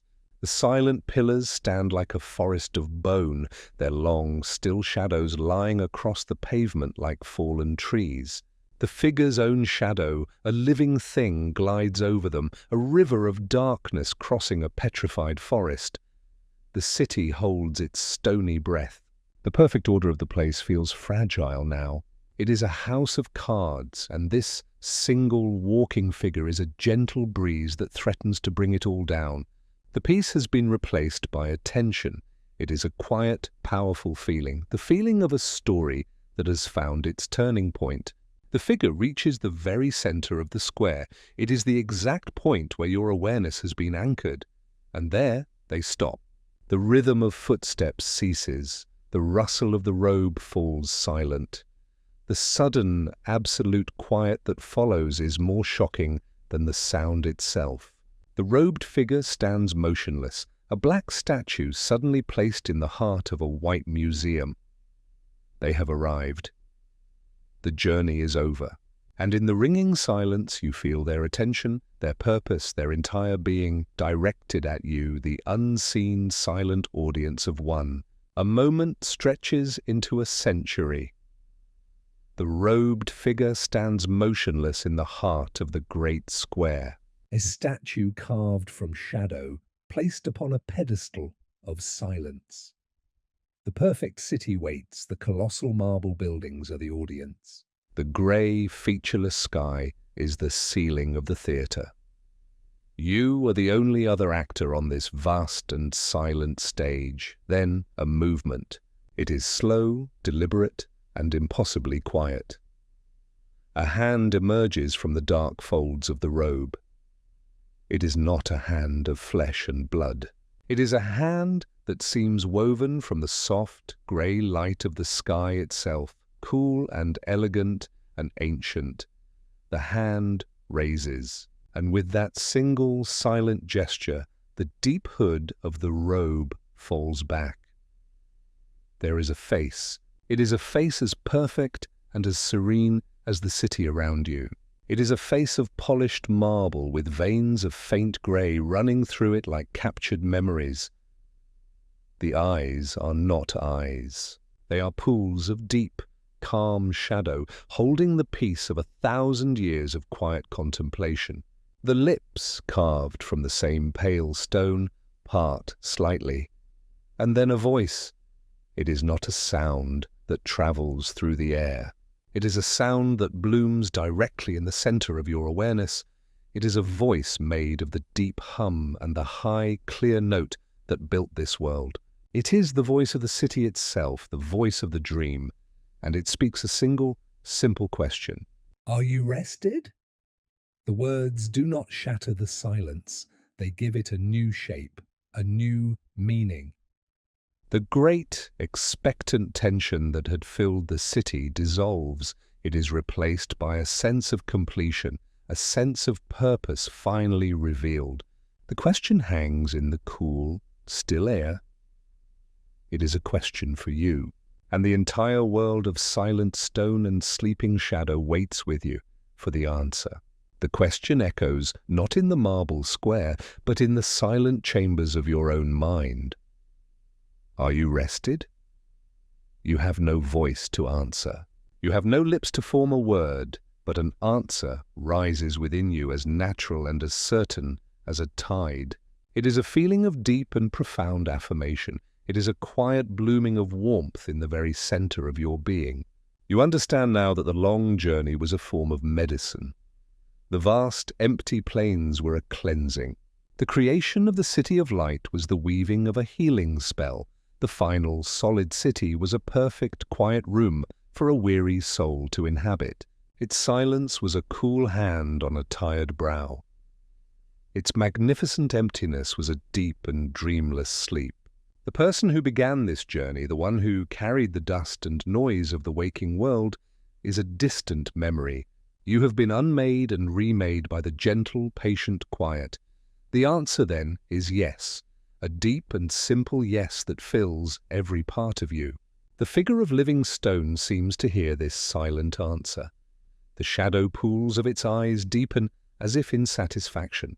A faint, slow smile touches the edge of its perfect marble lips, a change as subtle as a mountain eroding by a single grain of sand. The city's purpose is complete. It was a vessel for your healing. It was a perfect, empty cup, and now you have drunk the peace it offered. Having fulfilled its purpose, the city seems to hold its breath one last time, waiting for its next instruction. The figure before you slowly raises its hand, the one woven from cool grey light. And in that silent, graceful gesture, you feel a new promise. The time for rest is over. The time for the true dream is about to begin. The figure's hand of cool, grey light remained in the air. It was not a gesture of command, but of release. And the city heard this silent instruction. The solid world began to unmake itself. It was a beautiful and gentle reversal of its creation. The heavy marble of the great temple grew soft.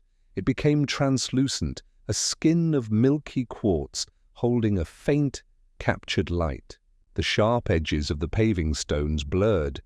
They melted back into the idea of a floor, a smooth, dark surface with no seams or imperfections.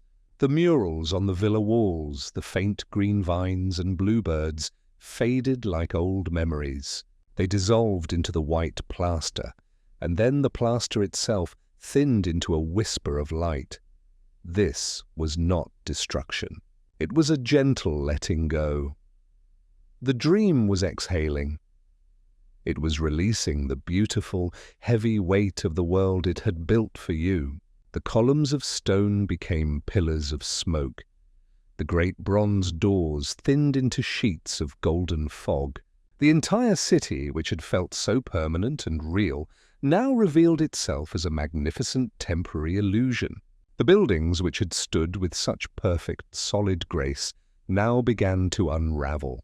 Their walls of stone and plaster returned to being walls of woven light. And then these, too, came apart, thread by luminous thread. The city dissolved into a million points of light, a cloud of silent, fading fireflies. They drifted for a moment in the vast, open space, and then, one by one, they went out. Soon, only two things remained: the figure of living stone standing at the center of the world, and you, the silent observer. You stood together on a vast, dark plain under a soft, grey sky. The stage had been cleared. The world was empty once more, ready for a new beginning. The city was gone. The world had returned to its original state. A vast, dark plain beneath a soft, grey sky. But the emptiness felt different now. It was not the raw, humming void of the beginning. It was a cleansed emptiness, a silence that felt clean and expectant. The figure of living stone remained before you, a single, solid truth in the great open space. Its marble face was serene, its shadow pool eyes holding a deep and ancient satisfaction. The purpose of the city was fulfilled. It was a place of healing, a perfect, quiet room for a weary soul. And now that the healing was done, the room was no longer needed. The figure slowly lowered its hand of cool, grey light. The gesture was one of finality, a book being gently closed. Then the voice bloomed in your mind once more. It was no longer a question. It was a statement, a promise. The rest is complete. The story may now begin.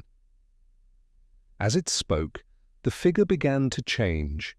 Thin, hairline cracks appeared all over its marble skin. They were not cracks of destruction, but of release, like a seed casing breaking open in the spring.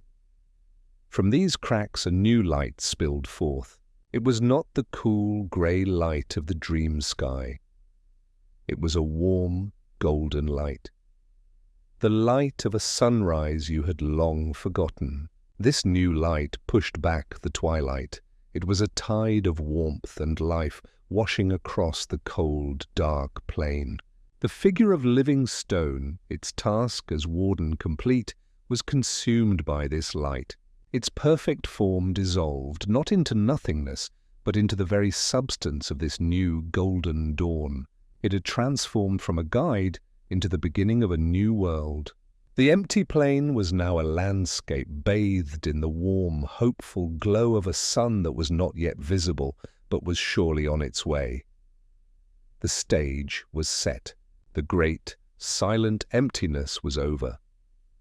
And you waited, whole and rested, for the first scene of a new life to appear in the golden light. The great plain was no longer a place of shadow and cool grey twilight. It was now an endless sea of warm golden light. This new light, born from the heart of your guide, spread to every corner of the horizon. It was a gentle, living warmth. The dark, hard floor of the world softened under its gaze.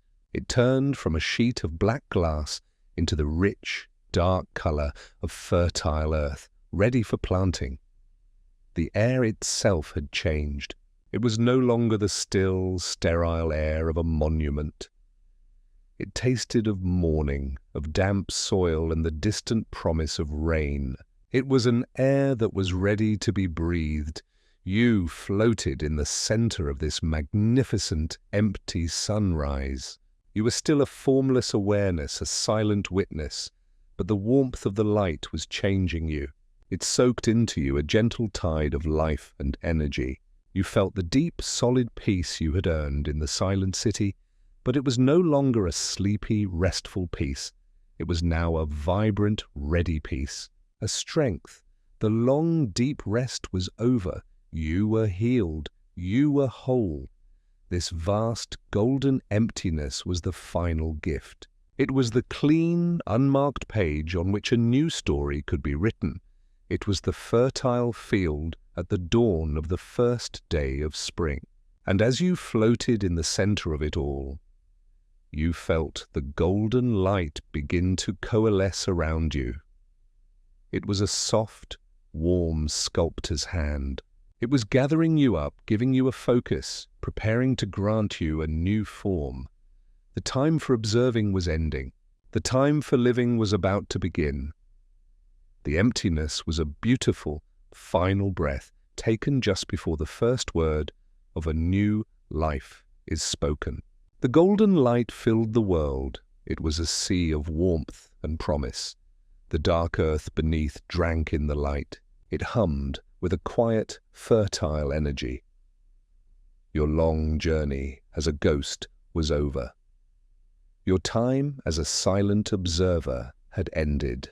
The light that had dissolved your guide now turned its attention to you. It was a gentle, insistent pressure. 1,000 warm hands made of pure dawn. They began to shape you. They gathered your scattered awareness from the corners of the void. They drew you into a single, focused point, a center, a self. You felt the first flicker of a new heartbeat. It was not your old heart. It was slower, stronger, calmer. You felt the idea of hands forming at your sides, the memory of feet taking root below you. You were being woven from the light. A new body for a new soul. The cool, grey peace of the silent city was still within you. It was now the solid core of your new being. But the golden light was your new skin, your new breath.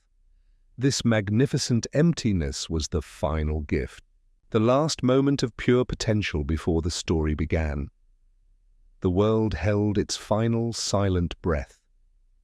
It waited for you to open your new eyes. The long night was over.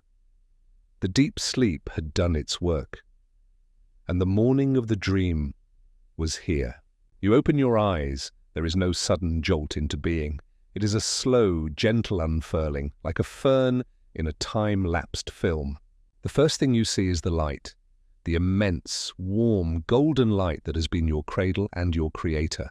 It is a soft, endless ocean of pure color, and for a long moment it is all you can perceive. It is not blinding, it is nourishing. Then other senses awaken. You feel the ground beneath your feet. It is solid, cool. The rich, dark earth of a world just born. You can feel its patient, fertile energy rising up into you. You feel a gentle weight, the weight of your new body, a comfortable and familiar anchor in this vast, open space. A soft breeze, the first the world has ever known, touches your new skin. It is cool and clean and carries the scent of damp soil and the promise of rain. You take a breath. It is a conscious act. The first one. The air fills your new lungs. It is crisp and pure, the taste of a world without a past. This is the first breath of a new life. You look around you. The world is still empty. You stand in the center of an endless plain of dark, rich earth. Above you, the sky is a high, luminous dome of pure golden light. There are no mountains on the horizon.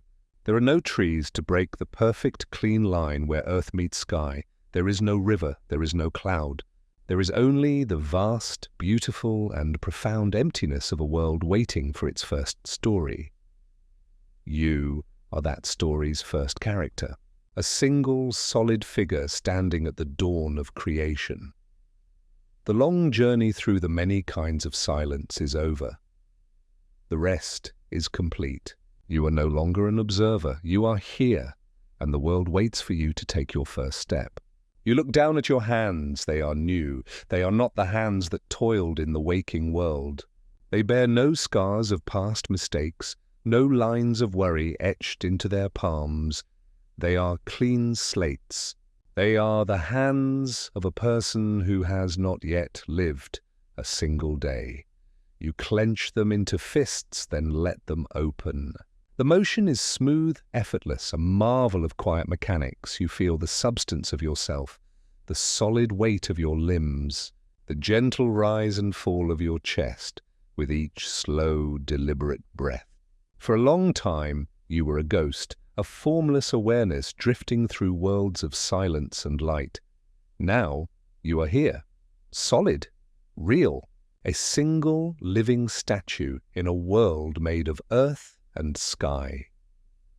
The memory of your formlessness is a faint, cool whisper in the back of your mind. It is a reminder of the peace you have earned.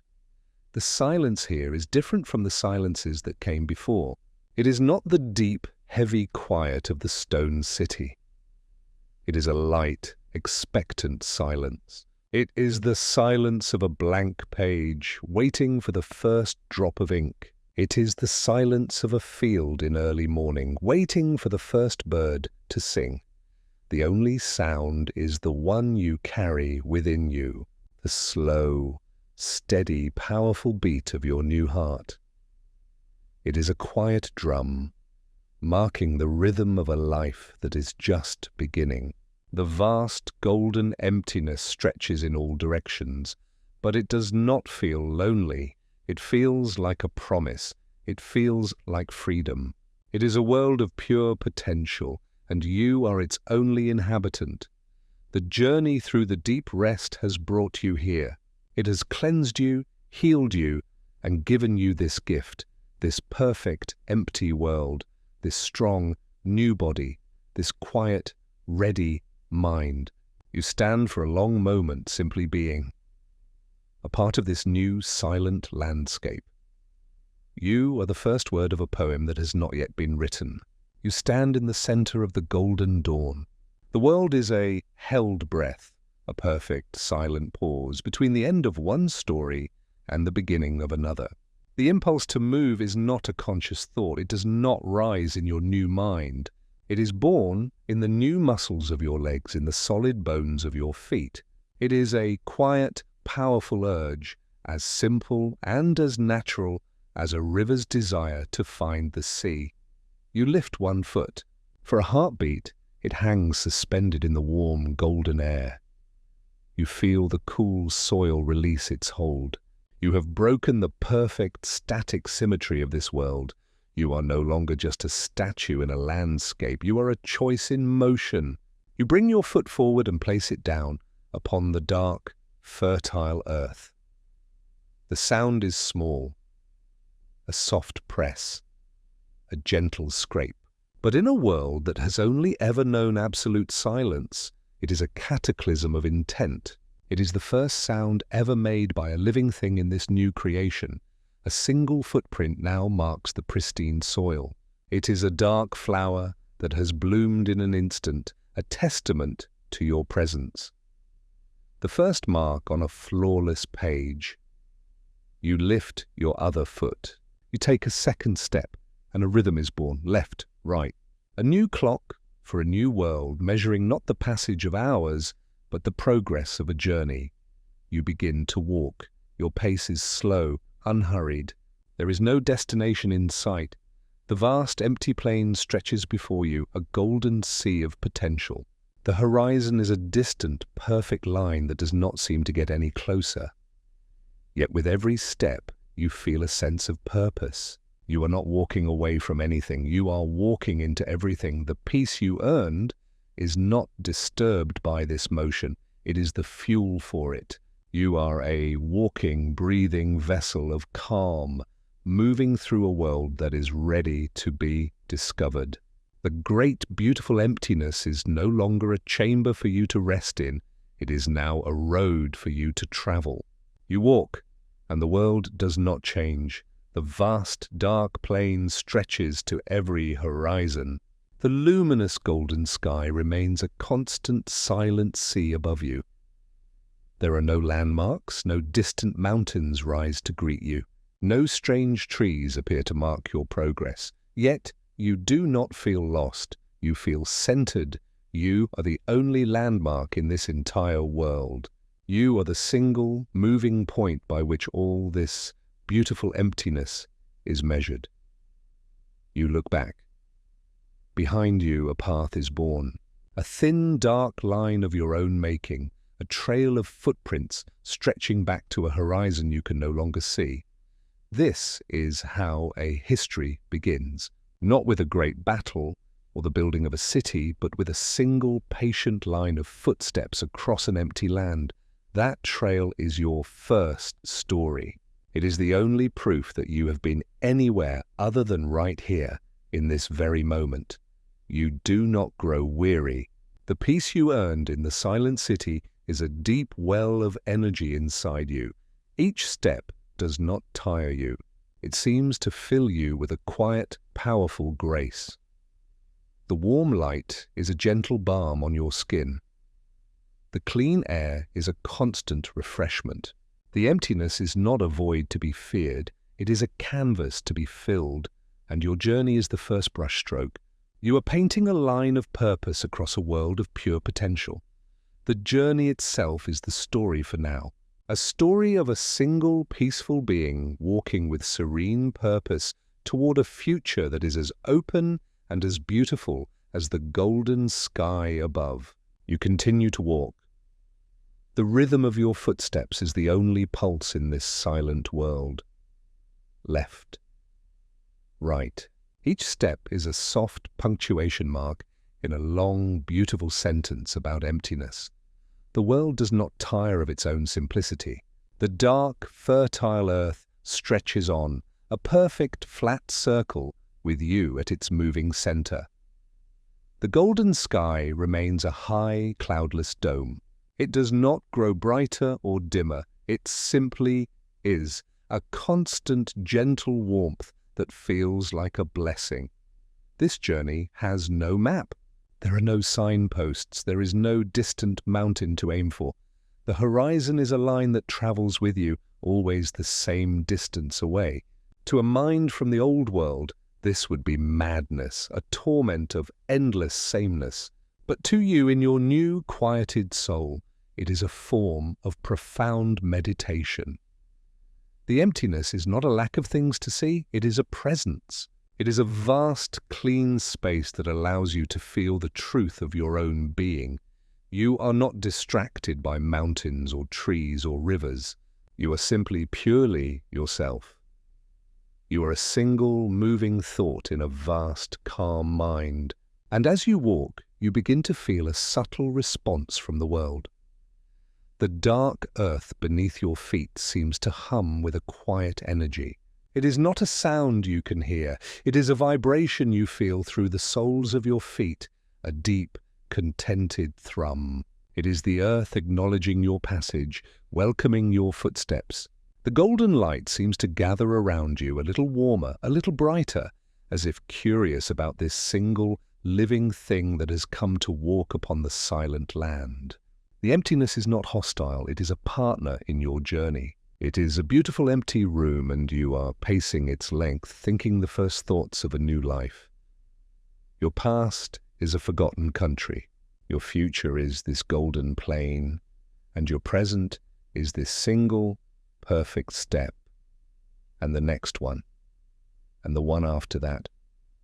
The story is the walking. The walking is the peace. And the world waits with infinite patience to see what you will think of next. The rhythm of your walking is the only story being told.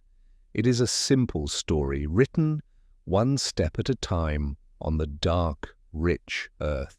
The world around you is a steadfast and beautiful constant, a floor of dark potential, a ceiling of warm golden light.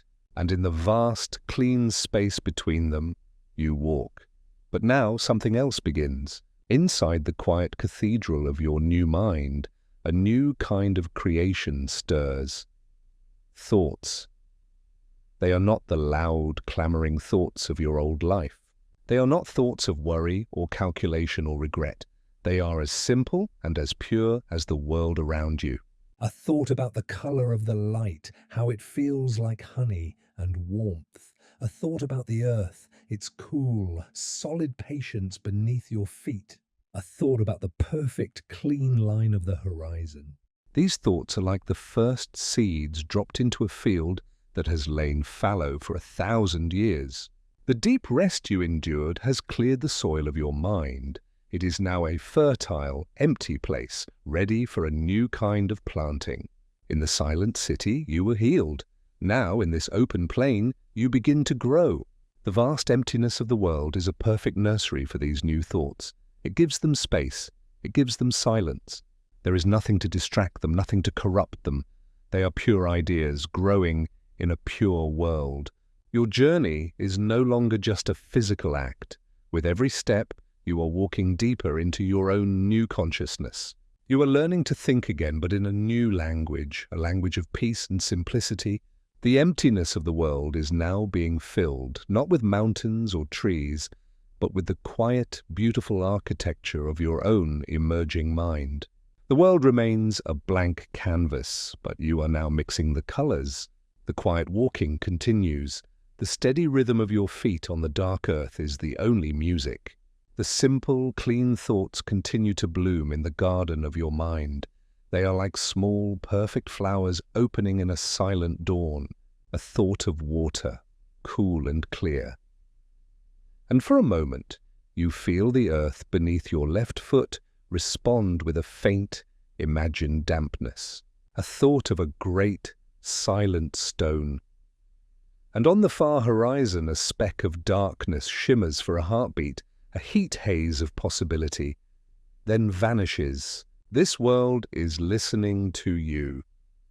The vast golden emptiness is not a passive stage. It is a mirror. It is reflecting the first quiet stirrings of your new imagination. But it is a slow mirror, a patient mirror. It does not instantly create what you think. It offers only the faintest echo, the barest suggestion. It is confirming that your thoughts now have weight, that your mind is now a part of this landscape's weather. You are not a king commanding his realm into being. You are a seed, and your thoughts are the first tentative roots you are sending out into the fertile soil of reality. They are testing the ground. They are learning what it means to grow. This does not disturb your profound peace. It deepens it. You are entering into a silent conversation with creation itself. Your footsteps are your words. The faint shimmering on the horizon is the world's quiet reply. You walk on, a solitary gardener in an endless field, planting the first invisible seeds of a world that will one day be. The emptiness remains vast and beautiful, but it is no longer just empty. It is now a listening emptiness, an emptiness that is waiting with you to see what you will dream of next. The patient walking continues. The golden plain remains your silent partner in this journey with no destination. Your thoughts are no longer just single, simple seeds. They are beginning to string themselves together into quiet, intricate garlands. You think of cool water, but now you also think of the smooth, dark stones that lie on the bottom of a stream. You think of the way the light filters through the moving water, making dancing patterns on the stones below, and in reply, the warm air before you shimmers. For a single heartbeat, it holds the memory of that cool, dancing light. Then it is gone. You think of a tree, not just the idea of a tree, but the feeling of its rough, ancient bark under your new fingertips, the deep, earthy smell of its roots, and for a moment, the clean air carries a phantom scent of pine and damp soil. The world is not creating these things for you, it is allowing you to remember them. It is letting you practice the language of creation in a safe and silent space. The emptiness is a perfect teacher. It makes no demands. It offers no judgment. It simply listens to the quiet voice of your imagination and whispers back the faintest of affirmations.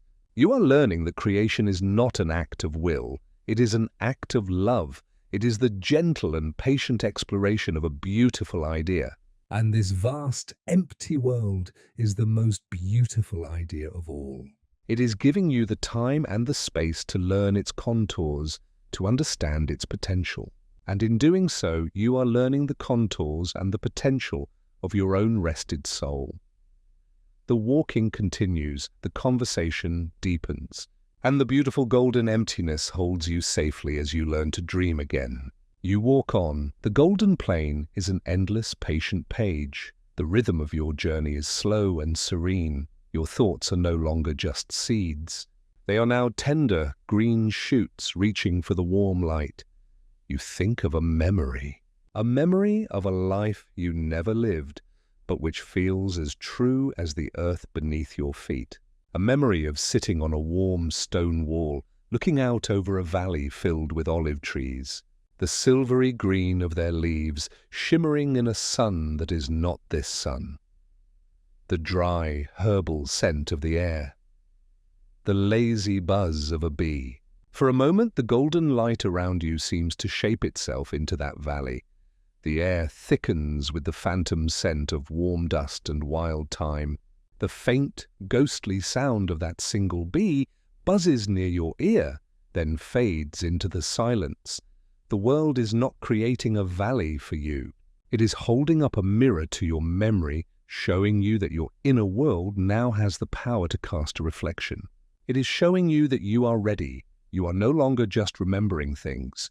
You are building worlds inside your mind, worlds of peace and warmth and simple beauty. And this vast, empty plain is the perfect workshop. It is the silent, safe space where you can learn the craft of creation without fear. You continue your slow, patient walk. You are a storyteller practicing your first simple tales, and the world listens, a rapt audience of one, reflecting the beauty of your words back to you in faint shimmers of light and ghostly whispers of sound. The magnificent emptiness holds you. The story is almost ready to be told. You walk. And as you walk, you think. The thoughts are clear now. They are not faint whispers, but fully formed realities within the quiet space of your mind. You think of a tree. Not a memory of a tree, but a new one. You imagine its roots strong and dark, gripping the earth.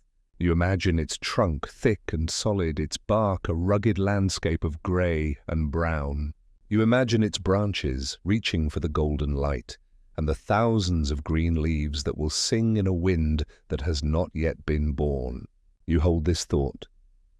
You hold it with the gentle, steady focus you have learned in the silence. It is not an effort. It is a quiet offering, a gift to the listening world. And this time, the world's reply is not a shimmer or a ghost. Directly in the path before you, the dark earth stirs. It trembles, and a small mound of soil rises as if pushed from below by a silent, sleeping power. The earth breaks open, and in that small wound, a single, perfect seed appears. It is dark and smooth and pulsing with a quiet, powerful life.